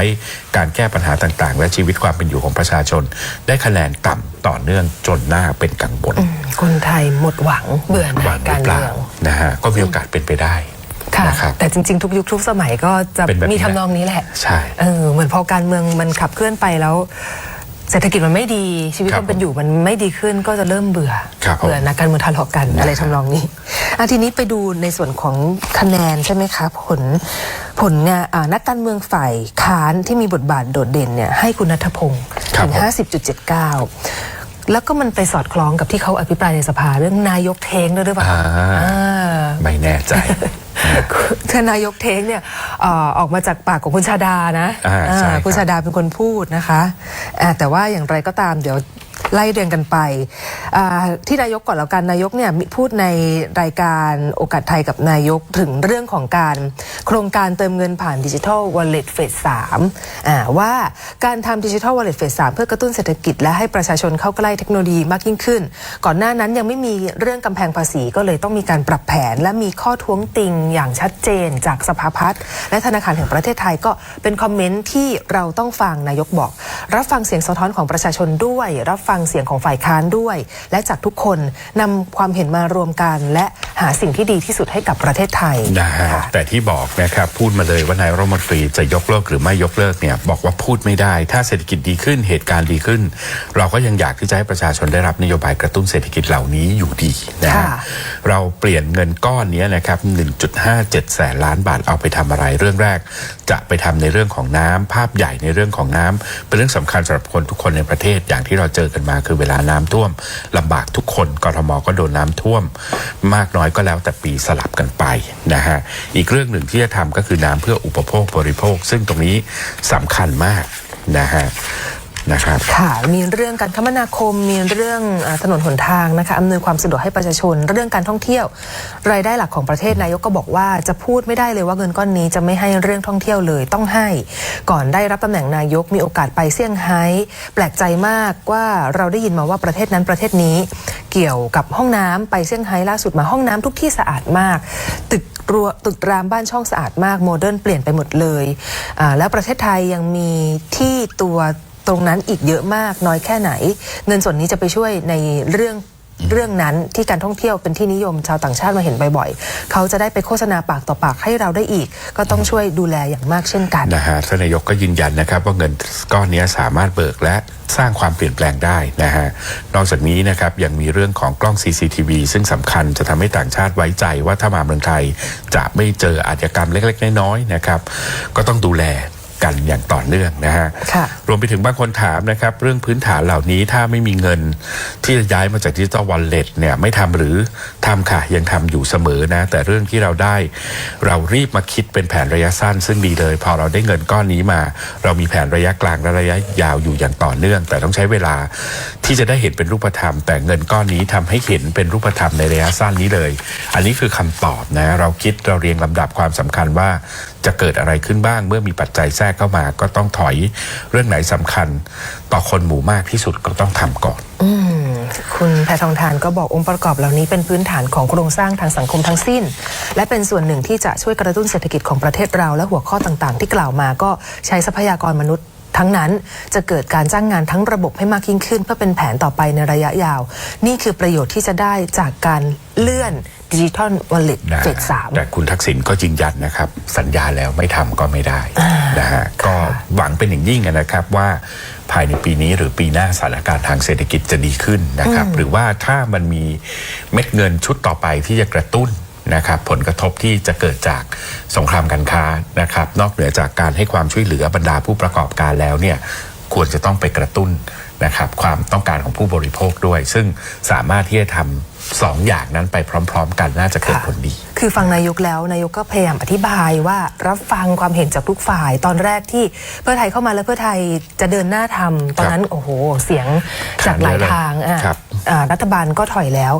มาถึงตอนนี้รัฐบาลพยายามที่จะรอบคอบมากที่สุดเพื่อที่จะเดินหน้านโยบายนั้นให้ได้ก็ถูกจี้มาทุกทางเหมือนกันว่ากี่โมงเนี่ยอย่างในคอมเมนต์ก็มีบอกว่าจะแจกกี่โมงจะมีเงิน 10,000 บาทกี่โมงแบบนี้ก็ต้องรอดูสถานการณ์แต่เรื่องปัจจัยแทรกในเรื่องของสงครามการค้าเป็นเรื่องใหญ่จริงๆนะฮะ GDP หายไปเยอะเลยตรงนี้จะสามารถนำมากระตุ้นนะครับในการลงทุนในโครงสร้างพื้นฐานต่างๆเนี่ยเพื่อที่จะนำไปสู่การนายกมองเป้าหมายในเรื่อง รื่องของการจ้างงาน ค่ะ นะฮะมองว่าตรงนั้นน่าจะเป็นทางออกนะครับสำหรับสงครามการค้าที่จะเกิดขึ้นเนี่ยน่าจะก่อให้เกิดประโยชน์ได้ดีกว่าตัวดิจิตอลวอลเล็ตนะครับเพราะว่าถ้าเกิดงานก็มีเงินหมุนเวียนกันไป ใช่ครับใช่ครับ ค่ะมีคุณผู้ชมก็บอกว่ารัฐบาลทำได้ขนาดนี้ก็ดีอยู่นะคะ อุปสรรคเพียบก็คือรัฐบาลก็เดินหน้าอยู่นะคะและอย่างที่บอกว่าในเรื่องของเงินดิจิทัลวอลเล็ตเนี่ยมีคำพูดจากคุณชาดาไทเศรษฐ์นะคะจากพรรคภูมิใจไทยอภิปรายช่วงหนึ่งในการพิจารณางบประมาณบอกว่าผมยอมรับว่าเมื่อก่อนไม่เห็นด้วยกับการแจกเงินดิจิทัล 10,000 บาทของพรรคเพื่อไทยแต่ปัจจุบันนี้เห็นด้วยฝากไปถึงนายกต้องแจกเงินมีใครที่อยู่ข้างบนแจกไม่ได้ลงมาเอาคนอื่นขึ้นไปหมายถึงว่าใครที่อยู่ข้างบนหมายถึงนั่งอยู่บนบัลลังก์ใครที่อยู่ข้างบนแจกไม่ได้ลงมาเดี๋ยวเอาคนอื่นขึ้นไปนั่งถ้าไม่มีทำให้นายกไม่ได้ก็ลงมาคนอื่นมีอีกเยอะแยะที่เขาทำได้ประเทศไทยเงินมีเยอะตรงไหนติดขัดก็แก้ซะถ้าท่านไม่จัดการเรื่องดิจิทัลวอลเล็ตให้เรียบร้อยอย่าไปแจกดิจิทัลอย่าว่าแต่เงิน10,000-20,000ก็แจกได้แต่ถ้าไม่แจกเขามาแน่นายกเทงนะฮะไม่แจกเงินเขามาแน่พรรคประชาชนแฮปปี้เลยสิฮะ almost happy หมายความว่ายังไงหมายความว่าถ้าเพื่อไทยไม่ทำตามสัญญาที่ให้ไว้ในการหาเสียงหรือพูดกับประชาชนไว้แล้วถึงการเลือกตั้งครั้งใหม่คนจะไปเลือกพรรคประชาชนมากขึ้นใช่นะฮะก็เป็นความเป็นจริงทางการเมืองแล้วละครับนะฮะว่าถ้าไม่สามารถทำตามนโยบายได้เนี่ยโอกาสที่ประชาชนจะตัดสินใจในการหันไปอีกทางนึงสนับสนุนอีกพรรคหนึ่งก็มีโอกาสเป็นไปได้สูงนะฮะแต่ว่าก็การพิจารณาของประชาชนก็คือจะดูที่ผลงานด้วยดูที่ผลงานด้วยนะฮะดูที่เหตุผลด้วยแหละนะครับในการได้ทำหรือไม่ได้ทำนโยบายใดก็แล้วแต่นะฮะก็ประเมินภาพรวมทั้งหมดนะครับเวลาใกล้เลือกตั้งและรวมไปถึงชุดนโยบายนะครับชุดใหม่ๆที่จะออกมาเพื่อที่จะหาเสียงไปหาเสียงด้วยนะครับอันนี้ต้องดูหลากหลายองค์ประกอบนะครับแต่ดิจิตอลวอลเล็ตเนี่ยถือว่ามันติดปากมันติดใจนะฮะแล้วก็คนอยากได้นะครับและที่สำคัญก็คือรัฐบาลเองก็มองว่ามันเป็นเงื่อนไขสำคัญซึ่งสามารถนำไปสู่การกระตุ้นเศรษฐกิจที่มันค่อนข้างที่จะหดตัวซึมเศร้านะครับมายาวนานอยู่ค่ะอย่างที่อาจารย์บอกว่าพรรคประชาชนเขาฟังคุณชาดาพูดแล้วเป็นยังไงคุณสิริกัญญาค่ะมีการพูดถึงเหมือนกันคุณสิริกัญญากล่าวสรุปการอภิปรายช่วงหนึ่งก็มีการระบุนะคะบอกว่างบประมาณกระตุ้นเศรษฐกิจซึ่งรัฐมนตรีไม่เคยพูดถึงแต่พบว่ามีโครงการแจกเงินดิจิทัลวอลเล็ต 10,000 บาทโครงการโปรดของตัวเองที่คงมาแน่ในปี 69แต่มีเงินแจกแค่ 25,000 ล้านบาทก็คือคุณสิริกัญญาบอกว่าต้องลุ้นกันล่ะว่าใครจะเป็นผู้โชคดีลุ้นยิ่งกว่าหวยว่าจะเป็นกลุ่มเยาวชน 16-20 ปีคนทำงานอายุ 21-25 ปีหรือจะเป็นคนใกล้เกษียณ 55-59 ปีแต่คุณชาดาบอกให้แจกเลยไม่งั้นได้นายกเท้งแน่คุณสิริกัญญาก็เลยทิ้งท้ายว่าแต่ถ้าแจกอย่างนี้ต่อให้ใกล้เลือกตั้งแจกคนละ 20,000 บาทก็ยังได้นายกเท้งเหมือนเดิมมั่นใจมากมั่นใจมากนะฮะรอบที่แล้วก็มั่นใจนะครับเข้าใจว่าเป็นคุณสิริกัญญาเองที่บอกว่าเสียงสวครบแล้วครับแต่ว่าก็เป็น wishful thinking นะครับของแบบนี้เดี๋ยวต้องรอยังมีเวลาอีกตั้ง2 ปีแต่ก็ว่าไม่ได้นะคะเพราะว่าการเลือกตั้งครั้งที่แล้วพรรคประชาชนก็ได้คะแนนเสียงเยอะจริงๆใช่ก็เป็นไปได้ว่าพอประชาชนเห็นผลงานพรรคประชาชนมาขนาดนี้แล้วพอไปเลือกตั้งครั้งใหม่อาจจะไปเทคะแนนให้ก็ได้นายกเทงอาจจะมาก็ได้นะฮะครับผมก็มีการพูดถึงเรื่องงบต่างๆแล้วก็ย้อนไปงบปี64เผชิญกับวิกฤตโควิด -19 รัฐบาลขณะนั้นไม่ได้จัดงบเพื่อตอบโจทย์วิกฤตโควิดซึ่งความรู้สึกในวันนั้นไม่ได้ต่างจากวันนี้คุณสิริกัญญาบอกที่จะต้องรื้องบประมาณใหม่หมดสะท้อนว่ารัฐบาลหมดความชอบธรรมที่จะบริหารประเทศหรือต้องยุบสภาแต่ก็ได้เรียนรู้การเมืองแห่งความเป็นจริงว่าไม่มีนายกรัฐมนตรีคนใดจะยุบสภาในความนิยมย่ำแย่เว้นแต่จะมีศึกภายในจากพรรคร่วมรัฐบาลเองพร้อมขออย่านำพรรคประชาชนไปเป็นตัวประกันระหว่างการทะเลาะกัน2 พรรคเพราะมั่นใจว่าร่างงบประมาณเมื่อเข้าสู่การพิจารณาในชั้นกรรมาธิการแล้วคงเปลี่ยนอะไรไม่มากแต่ฝ่ายค้านจะทำหน้าที่ต่อไปอันนี้ก็มีการเขาเรียกว่าเสี่ยมกันอะไรประมาณนี้นะฮะเพราะว่าเราเห็นการขับเคลื่อนและกันของพรรคภูมิใจไทยไม่ว่าจะเป็นการให้สัมภาษณ์ของคุณอนุทินหรือว่าจะเป็นการสัมภาษณ์ของคุณชาดานี่ก็จะชี้ให้เห็นว่าเราพร้อมจับมือนะในรอบหน้านะครับแต่ทางคุณเล้งก็เข้าใจว่าแหมอันนี้มันน่าจะเป็นการต่อรอง นะครับกับทางพรรคเพื่อไทยมากกว่านะ เหมือ ครับ นเป็นเกม เหมือน ข เป็ อนง เกม ของภูมิใจไทยเองที่ออกมาต่อหน้าสื่อเพื่อที่จะต่อรองอำนาจบางอย่างประมาณนั้นนะครับ ค่ะค่ะแต่ว่าพรรคประชาชนนี่เขาเคยพูดถึงพรรคภูมิใจไทยในทางไม่ดีบ้างไหมคะอภิปรายรอบนี้ก็ไม่เห็นนะใช่ไหมไม่ค่อยเห็นนะฮะกระทรวงของภูมิใจไทยไม่ค่อยประมาณนั้นก็บอกเขาว่าอย่าเสี่ยมแต่ตัวเองก็ไม่แตะนะฮะทีนี้พรรคที่เราบอกว่าแตกไม่แตกนะคะย้ายไม่ย้ายจะอยู่เหลือครบหรือไม่รวมไทยสร้างชาติค่ะก่อนหน้านี้คือคุณสุชาติชมกลิ่นระบุบอกว่าพร้อมที่จะร่วมงานทางการเมืองกับพรรคอื่นแทนรวมไทยสร้างชาติต้นสังกัดปัจจุบัน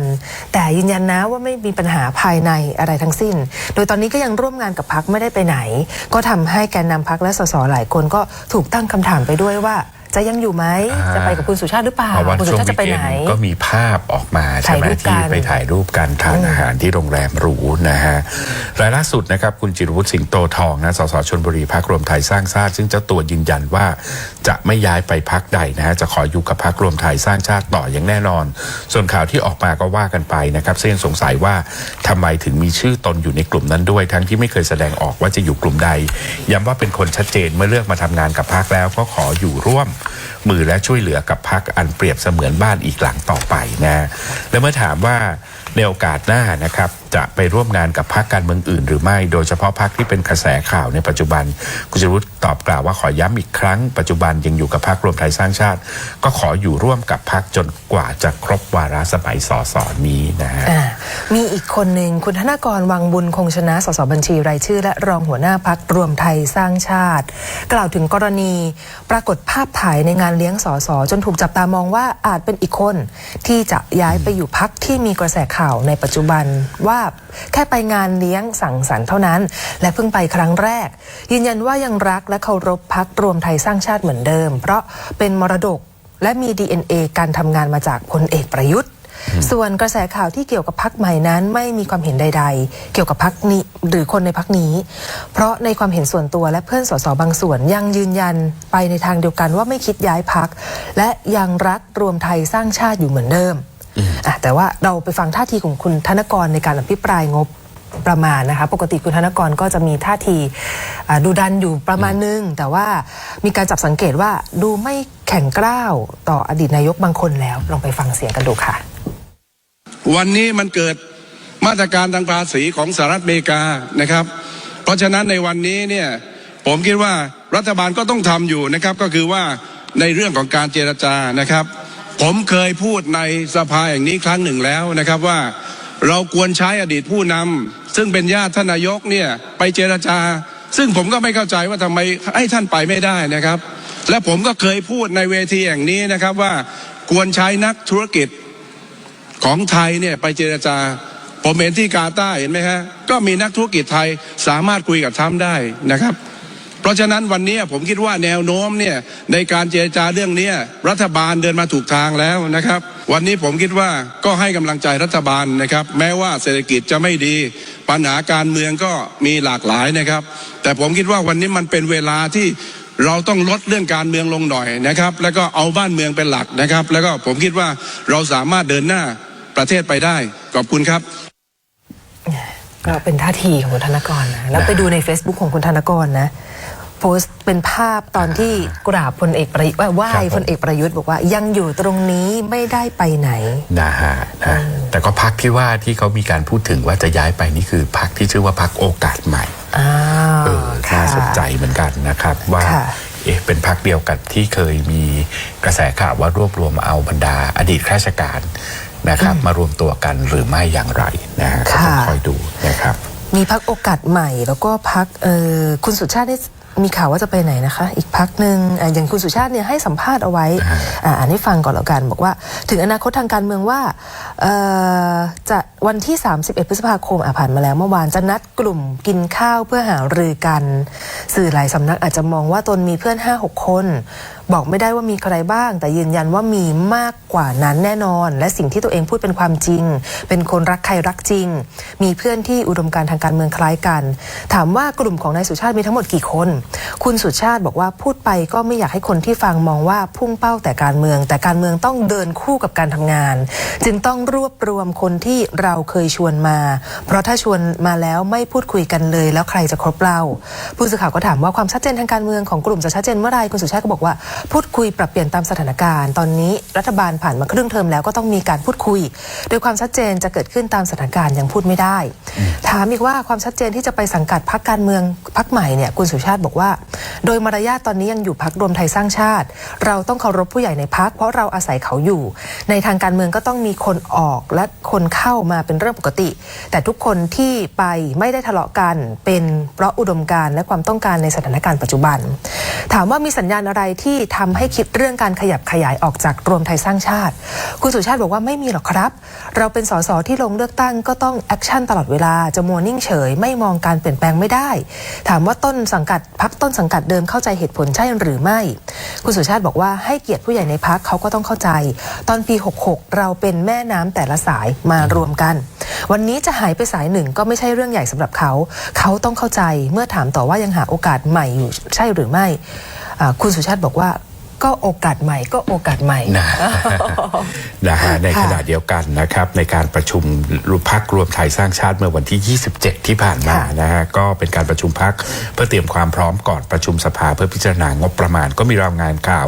วันนี้ที่ประชุมคุณเอกนัทพร้อมพันธ์รัฐมนตรีว่าการกระทรวงอุตสาหกรรมและเลขาธิการพรรคก็ได้ข่าวในที่ประชุมพรรคนะฮะหลังจากในช่วงเช้าวันเดียวกันเนี่ยนะครับที่คุณสุชาติให้สัมภาษณ์สื่อก่อนการประชุมครม.ว่าจะย้ายออกจากพรรคนะฮะซึ่งข่าวดังกล่าวคนในพรรครวมไทยสร้างชาติเห็นข่าวกันหมดแล้วและยังมีการวิพากษ์วิจารณ์จับกลุ่มคุยกันอย่างกว้างขวางแหล่งข่าวจากรวมไทยสร้างชาติเปิดเผยนะครับว่าคุณเอกนัทกล่าวว่าขอให้พวกเราอย่าหวั่นไหวให้มั่นใจว่าพรรครวมไทยสร้างชาติยังไปได้ยังไงการเลือกตั้งรอบหน้าก็ยังมีพรรคอยู่นะฮะเรายังไปรอดนะฮะก็ยังยืนยันว่าพรรคยังจะอยู่ต่อไปค่ะก็ดูจะเป็นเรื่องที่น่าจับตาว่าจะย้ายไปอยู่พรรคโอกาสใหม่หรือเปล่าแต่ว่าคุณสุชาติที่คงไม่ไปพรรคกล้าทำใช่ไหมคะการนำของคุณพีรพันธ์ก็น่าสนใจว่าสุดท้ายแล้วคุณพีรพันธ์จะดึงลูกพรรคให้อยู่กับพรรคได้หรือเปล่าน่าจะเป็นคุณเอกนัทมากกว่าแต่ว่าทั้งสองท่านก็เป็นรัฐมนตรีก็เป็นรัฐมนตรีนะครับแต่ว่าเท่าที่ได้ข่าวนะครับกระแสข่าวจากคนในกลุ่มพรรครวมไทยสร้างชาติก็บอกว่าคุณพีรพันธ์อาจจะไม่ได้ให้ความสนใจในแง่ของการบริหารจัดการในเรื่องของพรรคมากนักนะฮะก็คือจะให้ความสนใจในการทำงานในหน้าที่รัฐมนตรีมากกว่าแต่คนที่ดูแลพรรคจริงๆนี่คือคุณเอกนัทนะครับก็คิดว่าน่าจะอยู่ที่คุณเอกนัทแหละนะครับว่าจะสามารถบริหารจัดการพรรคให้ยังคงเหนียวแน่นต่อไปได้อย่างไรค่ะทีนี้เดี๋ยวพี่คุณอั๋นภูวนาจะเข้ามาพูดคุยกับเราโดยเฉพาะเรื่องที่คนไทยได้แสดงความยินดีทั้งเรื่องของ Miss World ปี 2025 และคุณวิวกุลวุฒินะคะที่ได้ขึ้นมือหนึ่งของโลกนะคะในเรื่องของแบดมินตันเดี๋ยวเราจะพูดคุยกับคุณอั๋นกันแต่ว่าเรามาดูกันเรื่องของงบประมาณครับผมเดี๋ยวหรือว่าเราจะไปเรื่องของ Miss World เลยก็ได้นะคะMiss World เลยก็ได้รอพี่อั๋นคุณพัชยาตามไหมตามจริงๆบอกว่าเวทีนางงามมันมีหลายเวทีมากมันมีเยอะก็เลยงงว่าใครอยู่เวทีไหนใครอยู่เวทีไหนกันแน่แล้วทีนี้พอมาเปิดดู Facebook โอ้โหคนแบบว่าดีใจกันแบบเต็ม Facebook ไปหมดเลยค่ะนะฮะว่าในกรณี Miss World ซึ่งก็ถือว่าเป็นแบบเวทีคลาสสิกละใช่เป็นเวทีที่มีมานานแล้วแต่คนไทยยังไม่ได้ประสบความสำเร็จถึงขั้นเห็นเขาว่า72 ปีกว่าจะได้ก็คือเป็นเรื่องของคุณโอปอสุชาตาช่วงศรีได้เป็นมิสเวิลด์ปี 2025เป็นลูกศิษย์ที่คณะนี่แหละเหรอคะเป็นน้องที่คณะรัฐศาสตร์แต่ก่อนหน้านั้นเขามีตำแหน่งอยู่ในประเทศไทยอยู่แล้วแล้วเขาก็ได้ไปประกวดในส่วนของมิสเวิลด์นะคะคนแรกของประเทศไทยเลยนะคะซึ่งเรื่องนี้นายกรัฐมนตรีเองก็มีการโพสต์ข้อความบนโซเชียลมีเดียแสดงความยินดีกับคุณโอปอด้วยรวมไปถึงอีกท่านหนึ่งคุณวิวกุลวุฒิ วิทิตสารนะคะนักแบดมินตันชายเดี่ยวคนแรกของไทยที่ขึ้นมือหนึ่งของโลกอย่างไม่เป็นทางการนายกบอกว่าทั้งสองข่าวใหญ่ในวันนี้สร้างความภูมิใจให้คนไทยทั้งประเทศด้วยความมุ่งมั่นของคุณโอปอล์และคุณวิวค่ะได้สร้างประวัติศาสตร์ให้กับคนไทยทั้งประเทศความสำเร็จของทั้งสองท่านในวันนี้จะเป็นแรงบันดาลใจให้น้องๆเยาวชนและคนไทยด้วยนะฮะคุณวิวกุลวุฒินี่ก็คือแบดมินตันใช่ค่ะนะครับมีการแข่งขันนัดชิงกับลู่กวางซูมืออันดับ15ของโลกจากจีนนะครับในรายการWorld Tour Super 750นะครับที่สิงคโปร์นะฮะก็สามารถที่จะเอาชนะไปได้ไม่ยากนะครับ21-6 21-10ส่งผลให้คุณวิวคว้าแชมป์ไปนะฮะทั้งสิ้นนะครับในปี68ใน4รายการนะฮะประกอบไปด้วยอินโดนีเซียมาสเตอร์นะครับที่อินโดนีเซียแบดมินตันชิงแชมป์เอเชียที่ประเทศจีนและ Thailand Open นะครับที่ประเทศไทยและปิดท้ายที่สิงคโปร์ก็ทำให้ทะยานขึ้นมาเป็นมือวางอันดับหนึ่งนะฮะของโลกนะครับค่ะเป็นประวัติศาสตร์หน้าใหม่ให้กับวงการกีฬาไทยนะคะก็เป็นคว้าชัยชนะเหนือหลินชุนอีมืออันดับ19ของโลกจากไต้หวัน2-0 เกมในรอบรองชนะเลิศก่อนแล้วก็ในรายการเดียวกันที่เพิ่งคว้าแชมป์ล่าสุดที่สิงคโปร์ก็ส่งผลให้คะแนนสะสมของคุณวิวเนี่ยขยับจาก92,779 คะแนนอีก 2,750 คะแนนรวมเป็น 95,529 คะแนนซึ่งก็แซงหน้ามือหนึ่งของโลกคนปัจจุบันจากจีนไปซึ่งตกรอบ2และสูญเสียคะแนนสะสมไป 5,000 คะแนนโอ้โหนะก็ถือว่าเก่งมากๆนะครับทั้งนี้นะฮะโดยการจัดอันดับโลกของสหพันธ์แบดมินตันเนี่ยมีการประกาศจะเป็นทางการในสัปดาห์หน้านะครับว่าวิวกุลวุฒิจะกลายเป็นนักแบดมินตันชายเดี่ยวไทยคนแรกในประวัติศาสตร์ที่ขึ้นแท่นนะครับมือหนึ่งของโลกได้สำเร็จนับเป็นคนไทยคนที่4นะฮะอันนี้เราอาจจะจำกันได้นะครับจากคุณเมรัชนกอินทนนท์หญิงเดี่ยวในปี 2016 คุณบาสเดชาพลภาวรานุเคราะห์นะครับคู่ผสมในปี 2021 และคุณปอป้อนะฮะทรัพย์สิริแป้รัตนาชัยคู่ผสมในปี 2021 ที่ได้เป็นคะแนนอันดับมือวางอันดับหนึ่งค่ะซึ่งเรียกได้ว่าเป็น2ข่าวที่ประชาชนคนไทยยิ้มแย้มยินดีกันมากบางที่เนี่ยเขาบอกว่าโอ้แทบจะหยุดหายใจกันเลยสำหรับเรื่องที่ต้องลุ้นกันทั้ง2เรื่องนะคะโดยเฉพาะเรื่องนางงามเนี่ยโอ้ไม่ว่าจะเป็นใครเนี่ยนั่งลุ้นกันอยู่หน้าจอว่าจะได้มงไหมเพราะมันใกล้มงกันทุกทีแล้วสุดท้ายก็มงจนได้นะฮะก็เป็นแฮชแท็กที่เขาเรียกว่าคนไทยคนแรกใช่ไหมก็ต้องเรียกแบบนั้นจริงๆคนไทยคนแรกจริงๆรวมถึงอย่างที่บอกเมื่อสักครู่คุณวิวกุลวุฒิด้วยนี่ก็คนไทยคนแรกคือไม่ใช่คนไทยคนแรกที่ได้มือหนึ่งแต่เป็นคนไทยคนแรกที่เป็นชายเดี่ยวที่ขึ้นเป็นมือหนึ่งของโลกนะครับก็เก่งจริงๆอ่ะเก่งมากเคยตีแบดกันไหมฮะเคยตีแต่ว่าก็คงจะตีกันป้อใช่จะบอกว่าตีแค่นั้นจะไม่มีแบบซ้ายขวาวิ่งกันไปขนาดนี้อาจารย์เนี่ยแต่พี่อ่านมาแล้วนี่ต้องถามแหละเรื่องของนางงามเนี่ยโอ้โหจริงๆพี่อันก็ไม่ได้เป็นคนที่ตามถึงขนาดว่าเป็นเซียนขนาดนั้นเมื่อกี้เพิ่งบอกอาจารย์วิโรจน์ว่ามันมีหลายเวทีมากมีหลายท่านหลายคนมากก็เลยจำไม่ค่อยได้จริงๆอยู่ดีๆประเทศไทยก็แค่เป็นเมืองแห่งนางงามนะครับแต่ก็ต้องยอมรับว่าหลายเวทีก็ดราม่าเยอะมากนะฮะแต่ว่าก็สุดแท้แต่ยังไงก็แล้วแต่นะครับท่ามกลางดราม่าก็มีน้องโอปอที่โดดเด่นขึ้นมาในปีนี้นะครับจริงๆเธอโดดเด่นตั้งแต่ตอนที่เป็นตัวแทนไปประกวดใน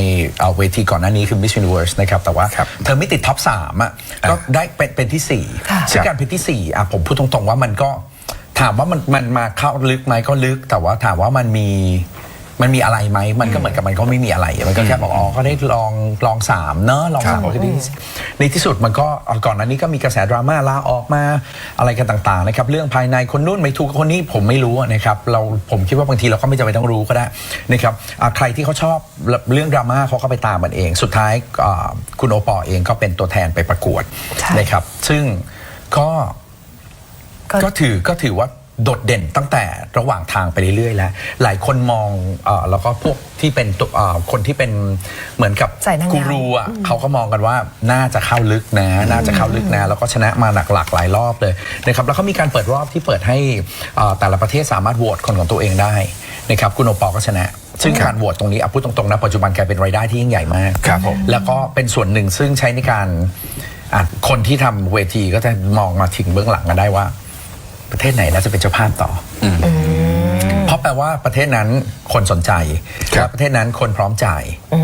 ถ้าคนพร้อมจ่ายให้กับเรื่องนี้สปอนเซอร์ก็น่าจะฟีดแบ็ก นึกออกไหมมันพอจะนึกออกว่าประเทศใดน่าจะไปกันต่อไป เพราะว่า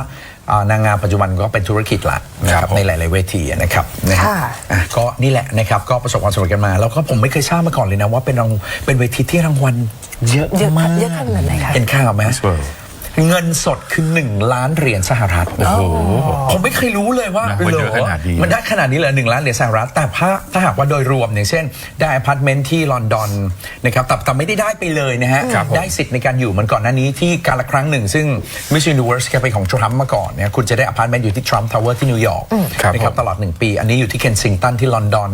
ได้สิทธิ์ในการเดินทางได้โอ้โหอะไรต่างๆเยอะแยะมากมายจะหมดแล้วก็เป็นตัวแทนในการร่วมกับทาง UN Global UNทาง UN Women นะครับก็คือมีการทำงานกันแบบเป็นจริงเป็นจังมากนะครับเป็นเวทีนางงามที่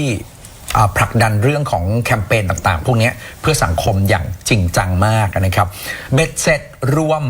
ตีมูลค่าของรางวัลทั้งหมดนอกจากเงินสด$1 ล้านแล้วเนี่ยนะฮะซึ่งคงโดนภาษีโดนหักกันไปบ้างตามภาษาซึ่งเป็นเรื่องเข้าใจได้เบ็ดเสร็จทั้งหมด197 ล้านบาทแต่ก็คงมีการตีฟูอยู่ตีฟูอยู่แต่ต่อให้ตีฟูก็ตีได้อะก็ตีได้นะฮะก็ดีใจก็ว่ากันว่าเป็นการตอบคำถามด้วยใช่ไหมคะที่ทำให้ได้ใจกรรมการแล้วก็ได้ตำแหน่งมาเนี่ยใช่ฮะก็จริงๆตอนผมเองไม่ได้ตามถึงขนาดที่ผมจะรู้ว่าเขาเป็นใครมาจากไหนแต่ตอนที่ผมดูว่าแบบน้องโอปอก็คือตอบคำถามได้จนผมต้องไปค้นว่าเขาเรียนอะไรถึงพูดภาษาอังกฤษได้ดูโฟลว์ได้ดูเป็นธรรมชาติไม่ได้ดูพยายามบางคนคล่องแต่ดูพยายามคล่องพยายามคล่องจนคล่องเกินอย่างเงี้ยนึกออกป่ะทำไมต้องพูดเร็วขนาดนี้ซึ่งคนที่พูดภาษาอังกฤษดีไม่ได้แปลว่าต้องพูดภาษาอังกฤษเร็วนะครับแต่ผมรู้สึกว่าเขาเป็นคนจังหวะดีจังหวะเร็วแล้วก็พูดได้เราฟังแล้วเรารู้สึกสบายบางคนฟังแล้วเรารู้สึกว่าเราต้องการหายใจอ่ะมันจบไหมแต่นี่คือมันโฟล์ไปหมดเลยฮะก็คำถามอย่างเช่นนะครับทำไมถึงควรได้รับตำแหน่งนางงามประจำภูมิภาคแล้วก็โอเชียเนียนะครับก็คือเป็นรอบสปีชนะฮะเขาก็ตอบนะฮะซึ่งถ้าแปลเป็นไทยก็คือแบบก็เปรียบเสมือนการดำรงตำแหน่งนี้ก็เปรียบเสมือนกับคนดูแลสวนการดูแลสวนทุกคนสามารถช่วยกันรดน้ำได้อย่างไรก็ดีเราก็ต้องการคนดูแลสวนที่มีความสวยงามและดำรงอยู่ได้อย่างยั่งยืนจะไปต้องมีบุคคลที่ดูแลสวนนี้อยู่เสมอเขาพูดถึงตัวเองอะว่าเขาก็เป็นอีก1 คนที่จะเข้ามาดูแลสิ่งนี้ก็สร้างความมั่นใจให้กับทางเวทีว่าเขาพร้อมที่จะเสียสละดีโวตแล้วก็ทุ่มเทให้กับการทำงานแต่เขาพูดได้เพราะกว่าแปลเป็นไทยอีกนะครับเขาพูดได้สละสลวยมากนะครับรวมถึงเป็นคนที่มีโครงการในการทำเพื่อสังคมนะครับตั้งแต่ก่อนที่จะเข้าประกวดซะอีกเพราะตัวน้องเองเคยผ่านเรื่องของมะเร็งเต้านมก่อนเขาเลยมีโครงการที่ชื่อว่า Opa for Her นะครับแล้วก็มีโครงการอย่างเช่น Beauty with the Purpose นะครับให้เรียนรู้ว่าการใช้ชีวิตอย่างสมบูรณ์และการมอบชีวิตแล้วก็เติมเต็มความฝันให้แก่ผู้ที่ถูกพรากสิ่งเหล่านี้ไปนี่มันเป็นยังไงเพราะฉะนั้นเขาเป็นมีความพร้อมในทุกๆด้านจบเต็มอุดมเรียนต่อด้านรัฐศาสตร์อยู่ที่ธรรมศาสตร์และยังคงศึกษาอยู่ปัจจุบันอายุ22เป็นลูกศิษย์อาจารย์วิโรจน์ด้วยจริงเหรอฮะใช่ฮะว้าวแล้วอาจารย์เห็นแววไหมอาจารย์ไม่รู้จักเพราะน้องมาเรียนเนี่ยปกติธรรมดามากตั้งใจเรียนเป็นแบบก็คือไม่ได้แบบเดินมาแล้วแบบละสายตาไม่ได้เลยใช่ไหมฮะที่บอกว่าไม่รู้จักนี่ไม่ได้เพราะว่ากลัวภรรยาดุใช่ไหมเปล่าไม่ได้รู้จักน้องก่อนเลยว่าเป็นนางงามจนเพื่อนเขาว่ามาบอกเพราะว่าถามก็ดูเหมือนกันว่าบางสัปดาห์มาบางสัปดาห์ไม่มาอะไรทำนองนี้ตอนหลังเขาก็มาเล่าให้ฟังว่าเขาทำอะไรอยู่อะไรทำนองนี้ก็เลยโอเครับทราบนะฮะแต่ว่าเป็นคนตั้งใจเรียนนะครับแล้วก็ไม่ได้ทำแบบเป็นซุปตาอะไรอย่างเงี้ยไม่ได้เป็นแบบนั้นก็เรียบร้อยตั้งใจเรียนหนังสือแต่จริงๆย้อนกลับไปอันนี้พูดแบบในมุมพี่อ่านคนเดียวก็ได้นะพี่อ่านคิดว่าไม่ได้พี่คิดคนเดียวอะตอนเขาประกวด Miss Universe เขาก็ตอบคำถามดีมาก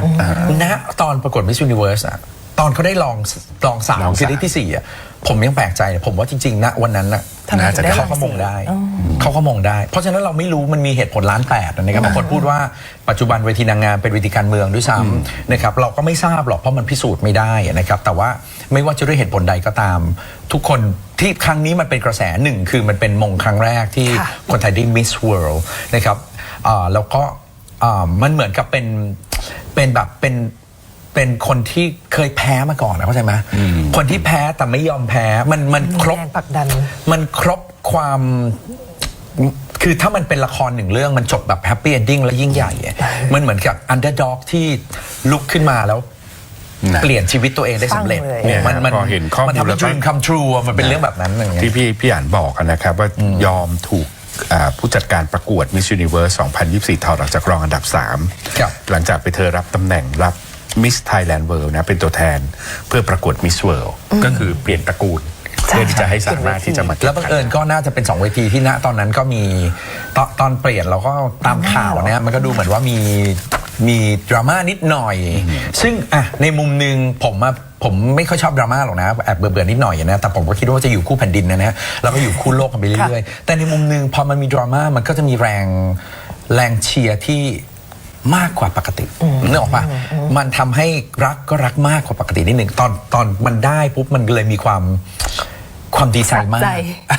สะใจเป็นส่วนหนึ่งนะครับสะใจเป็นส่วนหนึ่งก็แล้วกันแต่ในที่สุดในความสะใจนี้มันก็อยู่บนแผ่นดินนี้ผมคิดว่าต่อให้เราจะสะใจกันไปสะใจกันมาผมเชื่อว่าในที่สุดบรรทัดสุดท้ายเรากลับมาคือเราภูมิใจ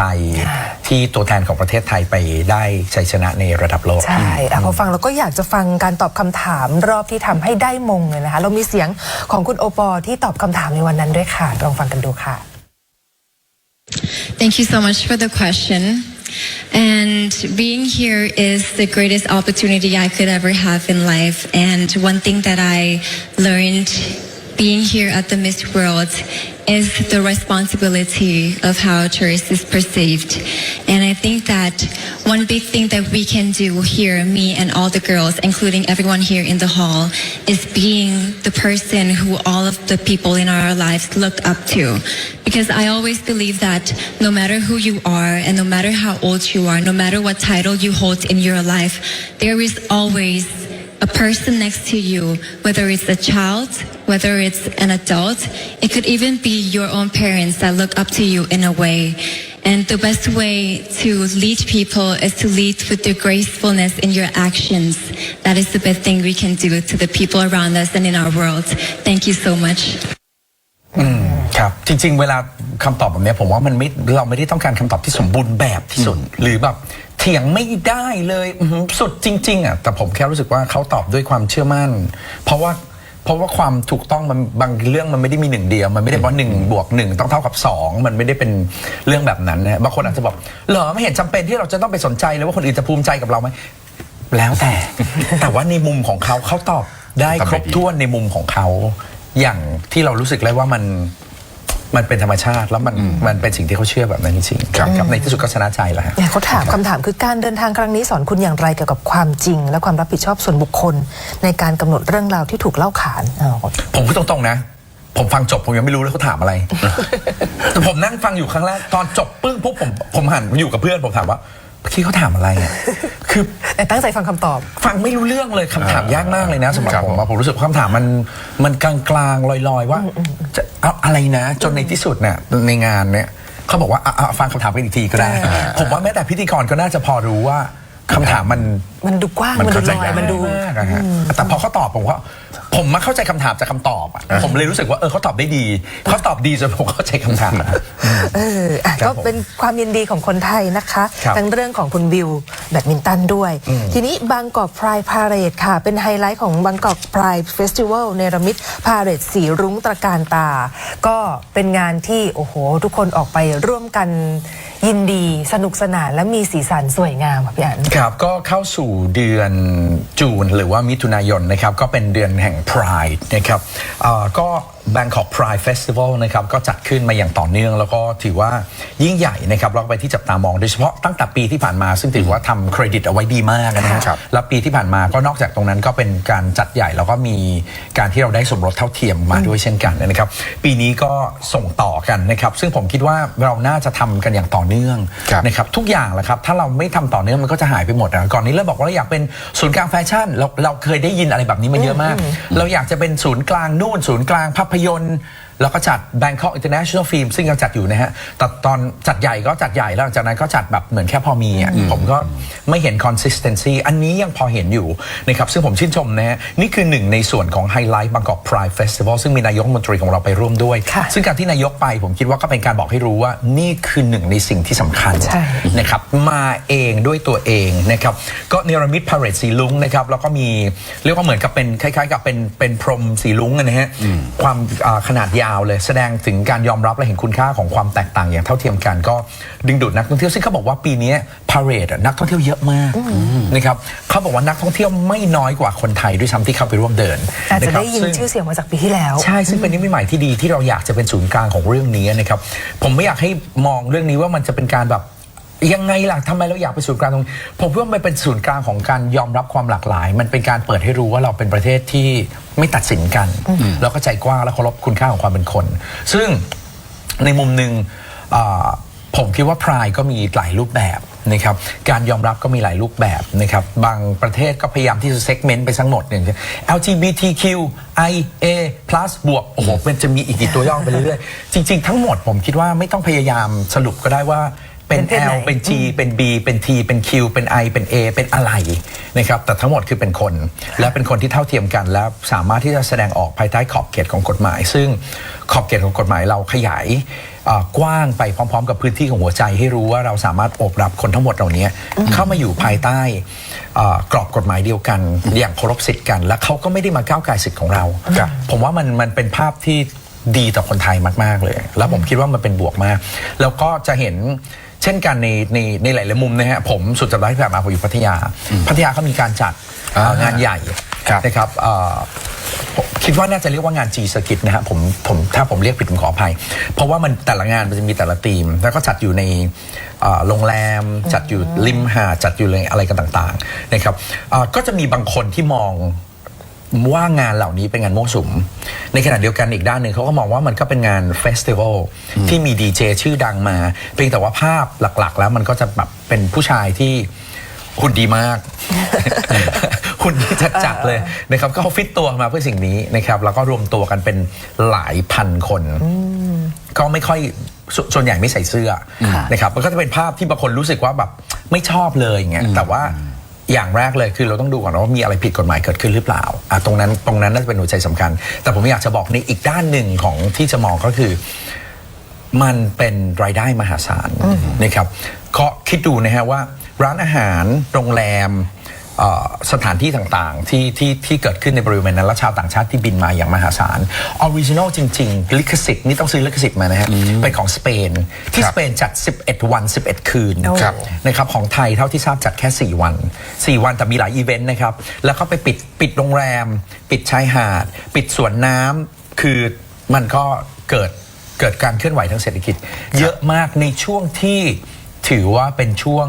โลซีซั่นมากๆในตอนนี้ในทุกๆด้านนะครับก็มีพรายเนี่ยแหละหรือมีกิจกรรมเหล่านี้มาช่วยในหลายๆด้านเช่นกันเพราะฉะนั้นในมุมของนอกเหนือจากการผลักดันในเชิงคุณค่าของความเป็นคนนะครับผมคิดว่ามันก็มีคุณค่าและมูลค่าทางเศรษฐกิจแฝงมาด้วยเช่นกันซึ่งถ้าเราบอกว่าหุยเห็นกับเงินเหรอก็เห็นนะก็เห็นเอาเงินเข้าประเทศซึ่งมันก็ได้เงินด้วยได้กล่องด้วยมันมีแต่เรื่องบวกๆฮะเพียงแต่เราต้องไปคุมเท่านั้นเองถ้าเรากังวลนะครับว่ามันมีอะไรที่ไม่เหมาะสมหรือเปล่าผมคิดว่าตรงไหนที่มีมนุษย์อยู่มันก็มีความไม่เหมาะสมสามารถเกิดขึ้นได้ทั้งนั้นโดยที่ไม่ต้องแบ่งว่าเขาเป็นเพศใดแล้วก็น่าดีใจที่บรรดาเอกชนต่างๆก็สนับสนุนความหลากหลายทางเพศนี้ไม่ว่าจะเป็นห้างสรรพสินค้าบริษัทยักษ์ใหญ่หรือว่าแม้แต่แบรนด์ต่างๆที่ก็แสดงตัวเปลี่ยนโปรไฟล์หรือว่ามีกิจกรรมในการที่สนับสนุนกิจกรรมสมรสเท่าเทียมหรือว่าพรายต่างๆใช่หรือว่า Bangkok Pride จริงๆแล้วเนี่ยนะครับคนที่ผลักดันแล้วก็ต้องให้เครดิตเขาค่อนข้างจะมากๆเลยทีเดียวคือคุณวาดดาวประธานและผู้ก่อตั้งนฤมิต Pride นะครับซึ่งถือว่าทำได้ใหญ่และทำได้สำเร็จมากแล้วถ้าใครได้คุยกับเขาเนี่ยผมว่าเขาเป็นคนน่าประทับใจมากในหลายๆมุมเขาเคยผลักดันโดยการพาตัวเองเข้าไปเขาคิดว่าถ้าจะผลักดันเขาต้องไปสู่ในส่วนที่เขาสามารถแตะต้องกฎหมายได้เข้าไปอยู่ในตำแหน่งต่างๆกรรมธิการต่างๆแต่เขาพบว่ามัน มันไม่เกิดขึ้นในการผลักดันแบบนั้น สุดท้ายในมุมหนึ่งในด้านหนึ่งนะฮะหวังว่าสักวันจะมีโอกาสได้คุยไม่ว่าจะอย่างเช่นใน NPT มีทางออกรายการช่วง 11 โมงที่อันทำอยู่ที่ช่องนี้ด้วยเนี่ยนะครับเขามีการพูดถึงก็คือสุดท้ายเขาคิดว่าเขาย้อนกลับมาผลักดันผ่านทางสังคมดีกว่าแล้วปรากฏว่าพอผลักดันผ่านทางสังคมผ่านงานพรายของเขาปรากฏว่ามันเป็นพลังที่ยิ่งใหญ่แล้วเป็นเสียงที่สะท้อนกลับไปจนฝ่ายการเมืองต้องฟังเพราะฉะนั้นมันเป็นกระจกบานใหญ่ๆที่สะท้อนกันไปสะท้อนกันมาในปัจจุบันเพราะฉะนั้นพลังมวลชนพลังสังคมในหลายๆด้านผมคิดว่าปัจจุบันมีผลบวกอย่างมากนะครับต่อเรื่องของนโยบายของประเทศที่คนต้องรวมถึงคนที่นั่งอยู่ในทุกๆตำแหน่งต้องหันมาฟังกันเช่นกันก็ครั้งนี้ครับก็อยู่ภายใต้ธีมที่ชื่อว่า Born This Way เหมือน Lady Gaga อย่างเงี้ยนะฮะก็คาดว่ามีผู้เข้าชมเนี่ยนะครับแล้วก็ผู้เข้าร่วมเนี่ยนะครับเบ็ดเสร็จรวมกันมาแล้วมากกว่า 300,000 คนแล้วน่าจะกระตุ้นเม็ดเงินในระบบให้เกิดการสะพัดทางเศรษฐกิจมากกว่า 4,500 ล้านบาทค่ะแล้วไม่ได้มีแค่ขบวนพรายสวยงามที่เราเห็นนะคะยังมีการจัดเวทีเป็นฟอรัมต่างๆพูดคุยกันถึงเรื่องความหลากหลายทางเพศที่มีผลต่อระบบเศรษฐกิจหรือว่าอะไรต่างๆอย่างเช่นหัวข้อ Economic Impact พลังเศรษฐกิจจากความหลากหลายทางเพศแล้วก็มีเรื่องของการพูดถึงหนังซีรีส์วายยูริที่กำลังเติบโตกรณีนางโชว์กรณีประกวดนางงามกรณีdrag show อะไรแบบนี้แล้วก็ยังมีเวทีเรื่อง Soft Power Festival เทศกาลในฐานะเวทีสร้างเศรษฐกิจและพื้นที่แห่งความหลากหลายด้วยนะคะที่ทางด้านคณะกรรมการ Soft Power ก็มีการจัดขึ้นมาเป็นเวทีได้พูดคุยกันด้วยซึ่งหลายๆห้างนะฮะก็ลุกขึ้นมาทำหมดนะครับแต่ว่าตรงส่วนของพรายหลักๆเนี่ยก็จะเป็นในส่วนของทางฝั่งสยามพิวัตรสักค่อนข้างจะเยอะนิดหนึ่งนะครับไม่ว่าจะเป็นสยาม Discovery ไอคอนสยามเรื่อยมาถึงสยามพารากอนนะครับแต่ว่าก็มาจบปิดอยู่ที่ Central World เพราะฉะนั้นก็จะเห็นว่าทุกคนก็ให้ความร่วมมือกันหรือจริงๆทางอีกฝั่งหนึ่งนะฮะเขาก็จัดของเขาเหมือนกันก็คือทางฝั่งของกลุ่มทางเดอะมอลล์ทางฝั่งของกลุ่มอีกกลุ่มหนึ่งนะครับซึ่งผมคิดว่ามันก็เป็นความมันต่างคนต่างช่วยกันสะท้อนกันไปสะท้อนกันมาผมไม่มองว่าเป็นคู่แข่งนะผมมองว่ามันช่วยกันมันบั๊มกันไปบั๊มกันมานะครับแล้วมันก็ทำให้เกิดแรงส่งขึ้นนะครับซึ่งก็อย่างเมื่อวานนี้ก็มีการจัดเกือบจะทุกที่นะครับแล้วหลังจากนี้ก็จะมีการกระจายกันไปตามจังหวัดต่างๆด้วยเช่นกันนะครับก็จัดกันไม่สามารถบอกว่าทุกจังหวัดแต่เกือบนะครับเกินครึ่งของประเทศไทยมีการจัดกิจกรรมต่างๆเกิดขึ้นนะครับซึ่งงาน Pride เนี่ยจะมีต่อเนื่องกันนะครับอย่างน้อยมีแคมเปญอย่างเช่น The Celebration Right to Love นะครับอันนี้จะมีจนถึง30 มิถุนายนนะครับต่อเนื่องกันไปเลยนะครับหลายๆห้างตอนนี้นะครับอย่างเช่นสยามเซ็นเตอร์ก็ประกาศให้กลายเป็นเมือง The Ideapologist นะครับเป็นเมืองแห่งไอเดียล้ำเทรนด์นำเสนอไฮไลท์สำคัญของ The Celebration The Right to Love มีการX กันกับนักออกแบบต่างๆเพื่อที่จะออกผลิตภัณฑ์ต่างๆออกมานะครับเพื่อที่จะเป็นเรียกว่าเป็น merchandise พิเศษนะครับร่วมกับดีไซเนอร์นะครับออกมาให้กระตุ้นรวมถึงการขายต่างๆตรงนี้เนี่ยในส่วนหนึ่งก็สามารถไปช่วยเรื่องของการกุศลนะครับที่จะมอบสมทบให้กับทางมูลนิธิโรงพยาบาลพระมงกุฎเกล้าในพระราชูปถัมภ์เป็นต้นนะครับเพราะฉะนั้นมันมีหลายด้านที่เกิดขึ้นสยาม Discovery ก็มีในส่วนของตัวเขาเอง The Exploratorium ร่วมกับแบรนด์ชั้นนำเสนอคอลเลกชันพิเศษร่วมกับ Prideไอคอนสยามและ ICS ก็มีทำเป็น Pride Month ขึ้นมานะครับเป็น Pride Out Louder เสียงแห่งความภูมิใจที่ประกาศไปให้ไกลกว่าเดิมนะครับแล้วก็มี Exclusive Fan Meet นะครับของกิจกรรมมีศิลปินดาราบุคคลที่เป็นไอคอนต่างๆไอดอลต่างๆมารวมกันแบบนี้เป็นต้นแล้วก็ผมอยากจะบอกว่ากลายเป็นจุดที่ทุกคนให้ความร่วมมือกันหมดเลยเมื่อวานในส่วนของ Tiffany Show เขาไปโชว์ปิดที่Central World นี่ก็ไปฟรีหมดไปร่วมโชว์ด้วยก็ไปฟรีหมดคือทุกคนมาเต็มนะฮะเมื่อวานโชว์กลางสายฝนนะฮะฝนตกหนักใช่คนดูไม่กลับคนแสดงก็ไม่เลิก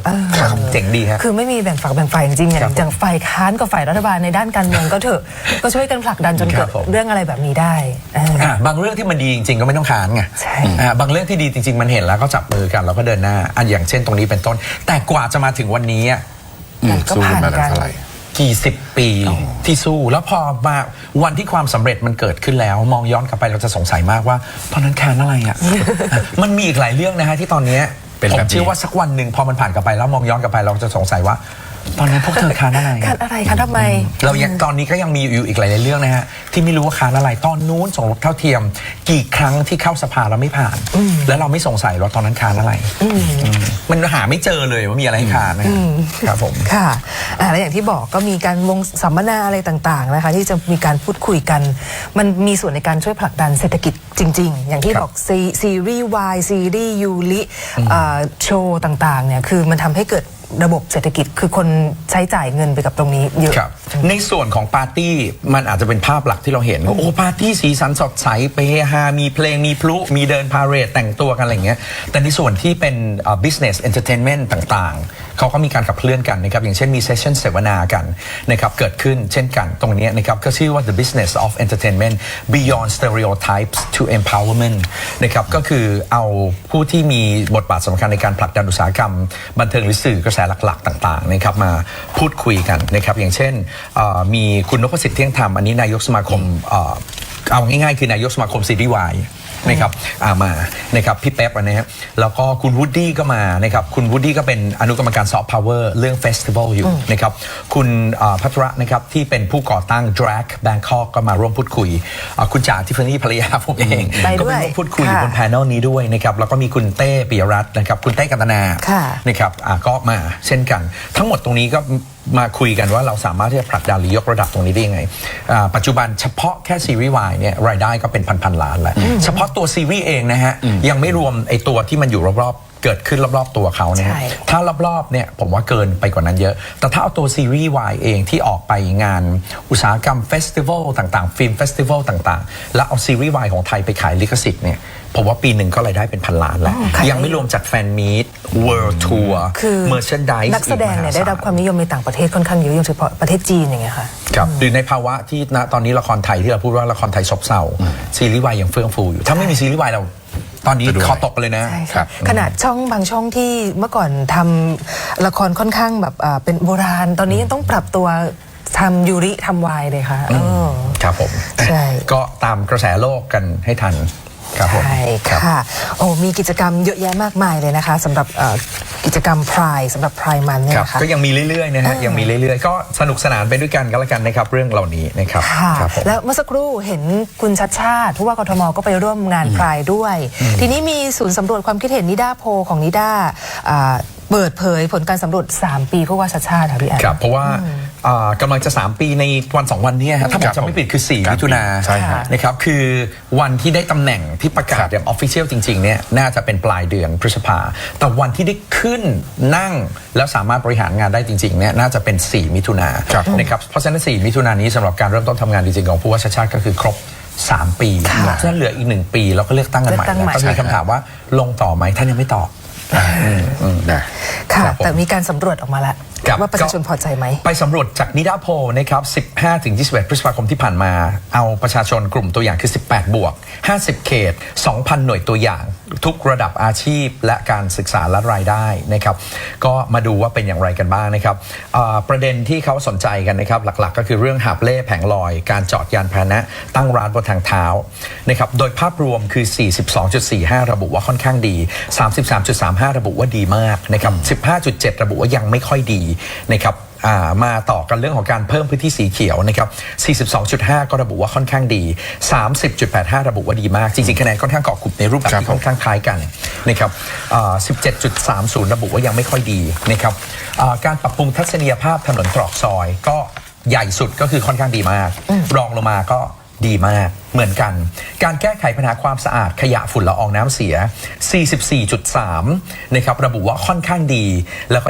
25.7 ก็บอกว่าดีมากนะครับการป้องกันอาชญากรรมการสร้างความปลอดภัยในชีวิตและทรัพย์สินการติดไฟส่องสว่างกล้องวงจรปิดการรักษาความปลอดภัย 43.2 ระบุว่าค่อนข้างดี 25.25 ดีมากเห็นไหมตัวเลขมันค่อนข้างใกล้เคียงกันใช่ครับแต่ถ้าโดยภาพรวมถ้าดูก็คือสอบผ่านการส่งเสริมการท่องเที่ยวในกรุงเทพมหานครนะครับ 42.9 ระบุว่าค่อนข้างดี 24.25 บอกว่าดีมากตัวเลขคล้ายกันหมดเลยการสนับสนุนด้านกีฬาการแก้ไขปัญหาน้ำท่วมในบรรดาทั้งหมด เรื่องของการแก้ไขปัญหาน้ำท่วมเนี่ยถือว่าคะแนนน้อยกว่าแต่ยังอยู่ในกลุ่มเดียวกันคือ ค่อนข้างดี กลุ่มที่ได้เยอะที่สุดก็คือกลุ่มค่อนข้างดี แต่ลงมาอยู่จากทุกอัน40กว่าหมด40กลางหมดยกเว้นการแก้ปัญหาน้ำท่วมอยู่ที่ 37.05 ที่ระบุว่าค่อนข้างดีซึ่งจริงๆแล้วมันเป็นปัญหามาก ใช่ ๆอย่างมากของกรุงเทพเรานะครับเนื่องจากว่าเรารื้อโครงสร้างไม่ได้นะครับ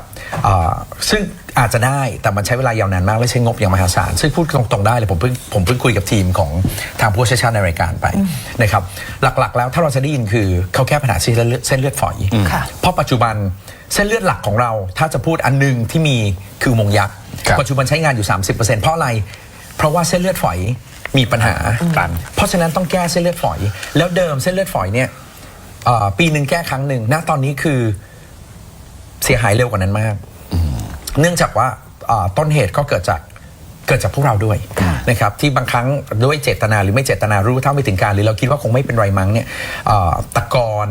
ของปูนหินหรือว่าไขมันจากร้านค้าซึ่งปัจจุบันเรามีร้านอาหารเยอะมากในกรุงเทพนะครับเกือบครึ่งล้านร้านอาหารเนี่ยนะฮะและมีเยอะมากที่อาจจะมีถังดักไขมันแล้วไม่ใช้หรือไม่มีนะครับณตอนนี้ก็ลุกขึ้นมาแก้ปัญหาสารพัดเลยเพราะฉะนั้นก็มีการรอกท่อมีการปรับปรุงกันเรื่องต่างๆพวกนี้อย่างมหาศาลเลยทีเดียวคือถ้าเส้นเลือดฝอยมันโฟลว์ไปไม่ได้มันก็ไปไม่ถึงอุโมงค์ที่เรามีไว้ใช้งานครับผมอันนี้คือเรื่องของน้ำท่วมนะครับส่วนเรื่องอื่นๆไม่ว่าจะเป็นเรื่องของสุขภาพเรื่องอะไรต่างๆโดยภาพรวมดีหมดนะครับการปรับปรุงการให้บริการในหน่วยงานการจัดระเบียบนะครับอีกอันนึงที่มีคนที่ได้คะแนนยังไม่ค่อยดีนักก็คือการจัดระเบียบคนเร่ร่อนจรจัดและขอทานโดยส่วนตัวผมไม่ค่อยเห็นนะไม่ค่อยเห็นกันผมไม่ค่อยเห็นแต่ว่าอันนี้ก็ได้ 37.95 ถ้าเทียบว่าต่ำกว่า40นะฮะ40อัพของทุกอันกับอีกอันนึงคือการพัฒนาการศึกษาแก้ไขปัญหาเด็กและเยาวชนก็อยู่ที่ 36.1 นะฮะและที่คะแนนน้อยลงมานะฮะการแก้ไขปัญหาทุจริตคอร์รัปชันในหน่วยงานของกทมนี้ค่อนข้างดี 27.9 นะครับไม่ค่อยดี 27อันนี้สูสีกันอันนี้สูสีไม่ดีเลย 24.15 นะครับแล้วก็ 12.45 บอกว่าดีมากอันนี้แปลว่าเป็นปัญหาที่ประชาชนเห็นอยู่ครับแต่ผมว่าถ้าเจอนะแจ้งเข้าไปเลยครับผมทราฟฟี่ฟองดูเนี่ยแจ้งได้ทุกเรื่องเลยนะและข้อดีของการบริหารงานอันหนึ่งที่ผมรู้สึกว่าแตกต่างมากของการบริหารงานของชุดนี้คือการบริหารงานด้วยข้อมูลคือไม่ได้คิดว่ามีปัญหาอะไรพูดมาซิและส่วนใหญ่พูดด้วยความรู้สึกเช่นผมรู้สึกว่าตอนนี้เศรษฐกิจไม่ดีอันนี้คือรู้สึกแต่เขาไม่เอารู้สึกละไม่ดีเหรอเอาตัวเลขมาดูเอาข้อมูลเอา Data มาดูซึ่ง Data มาจากไหน Data ที่ฟีดแบ็กชัดเจนที่สุดครั้งนี้คือจากทราฟฟี่ฟองดูอย่างนึงคือประชาชนมีปัญหาโดนรู้สึกว่าถูกทุจริตแจ้งเลยเพราะทุกอย่างจะอยู่ในระบบเลยว่าแจ้งมารู้หมดเลยว่าอยู่ที่ไหนอย่างไรแล้วคุณไม่สามารถแบบลอยๆได้เพราะข้อมูลมันเข้าสู่กระบวนการเขามีการติดตามงานนะครับอย่างต่อเนื่องนะฮะเคยมีโอกาสเหมือนกันมีประสบการณ์ในการแจ้งไปแก้ไขปัญหารวดเร็วมากอย่างเช่นฟุตบาททางเท้าแจ้งแป๊บเดียวถ่ายรูปส่งไปส่งมาแป๊บเดียวรุ่งขึ้นหายเลยแก้ไขปัญหาครับแล้วก็ตามเจอนะตามเจอว่าตอนนี้เรื่องค้างอยู่ที่ไหนเพราะมันเข้าระบบแล้วมันเป็นระบบที่track ได้อะมันเป็น Data หมดเลยซึ่งผมว่าก็ดีนะความพึงพอใจแล้วจะเลือกไหมสมัยหน้าเมื่อถามว่าการเลือกในชัดชาติเป็นผู้ว่ากรุงเทพมหานครหากวันนี้เป็นการเลือกตั้ง 48.3 ระบุว่าเลือก 32.9 ระบุว่าไม่แน่ใจ 18.65 ระบุว่าไม่เลือกนะครับและก็ 0.15 ระบุว่าไม่ตอบซึ่งจะเลือกไหมเลือกเนี่ยแต่ต้องถามผู้ว่าก่อนว่าลงอีกไหมต้องถามก่อนครับผมค่ะทีนี้เรื่องของความพึงพอใจทางด้านโฆษกกรุงเทพมหานครคุณเอกวรัญญูก็บอกว่าขอบคุณนะคะประชาชนที่ร่วมสะท้อนนะคะซึ่งพบว่า73.95%แสดงความพึงพอใจต่อการทำงานของกรุงเทพมหานครในภาพรวมก็แล้วเขาก็อธิบายอันนึงซึ่งผมคิดว่าจริงๆก็ดีนะฮะคือหลายครั้งเราจะรู้สึกว่าวัดผลจากการที่อย่างเช่นทำไมไฟหน้าบ้านฉันยังดับเข้าใจไหมหลอดไฟหน้าบ้านฉันขาดฉันไม่ชอบเขาแหละอย่างเงี้ยหรือฟุตบาทหน้าบ้านฉันเขายังไม่ซ่อมสักทีกันฉันไม่ชอบเขาแล้วนะครับคือเราไม่สามารถตัดสินด้วยจุดเดียวไฟดวงเดียวหรือถนนเส้นเดียวนะครับแต่ว่าถ้าดูต้องดูโดยภาพรวมทั้งหมดนะครับหรือหลายๆเรื่องนะฮะมันก็เกิดปัญหาจากการสะท้อนกลับมาที่ปัญหามันเกิดจาก ประชาชนของพวกเราด้วยเช่นกันที่เราอาจจะต้องช่วยกันส่งเสียงแล้วก็ตรวจสอบกัน คนที่ทำงานเราก็ต้องให้กำลังใจนะครับตรงไหนไม่ดีก็ติเพื่อก่อกันไปอันหนึ่งนะฮะที่เขาพูดมาว่าเขาเจอมาอย่างไม่น่าเชื่อตัวผมเองเนี่ยผมรู้สึกวันนั้นผมยังพูดในรายการเลยสิ่งที่ผมชัดเจนที่สุดเลยคือแสงสว่างแถวบ้านผมสว่างมากสว่างแบบผมออกมาเดินตอนคืนแล้วผมรู้สึกผมปลอดภัยมากเลยอย่างชัดเจนมากซึ่งเรารู้สึกว่าไม่เห็นยากเลยเข้าใจไหมแค่แสงสว่างไม่เห็นยากแต่ไอความไม่เห็นยากทำไมเมื่อก่อนทำไม่ได้ก็ไม่รู้แต่ก็ตอนนี้ทำได้แต่ตอนนี้เขาบอกว่าสังเกตเลยนะเมื่อไหร่ก็ตามไฟดับทั้งเส้นเช่นไฟถนนดับทั้งซอยไม่ได้เกิดจากหลอดไฟขาดนะครับเกิดจากมีคนขโมยสายไฟเพราะฉะนั้นตรงนี้ก็จะต้องตามและเขาบอกว่าขโมยสายไฟปัจจุบันใส่ชุดยูนิฟอร์มนะฮะใส่ชุดยูนิฟอร์มเข้าใจไหมใส่ชุดยูนิฟอร์มจากหน่วยงานอะไรก็ไม่รู้แล้วเราก็จะขับรถไปแล้วก็นี่หน่วยงานอะไรแต่เขาใส่เสื้อเป็นยูนิฟอร์มแล้วบางครั้งก็จะมาแบบอุปกรณ์ไม่พร้อมแล้วก็นึกในใจว่าอันตรายจังเลยทำงานแบบนี้แต่จริงๆนั่นคือมิจฉาชีพและเราก็ไม่รู้ถ้าเจ้าหน้าที่ด้วยกันดูออกแต่บางทีเราดูไม่ออกถ้าเป็นปัญหาคือผิดที่ระบบอย่างเช่นไฟขาดหรือระบบเสียมันจะดับทีละดวงแต่ช่วยกันแจ้งได้เหมือนเดิมผ่านทราฟฟิกของเราแต่ที่แน่ๆประชาชนคนกรุงเทพต้องถามตัวเองว่าชีวิตตัวเองดีขึ้นกว่าก่อนหน้านี้หรือเปล่าลองเปรียบเทียบกันดูนะคะมีเวลาอีก1 ปีนะครับสำหรับผู้ว่าชาติเราก็จะมีการเลือกตั้งกันครับใช่ค่ะแต่ตอนนี้หมดเวลาของคุยคลายข่าวแล้วเรา3 คนต้องลาไปก่อนนะคะสวัสดีค่ะสวัสดีครับ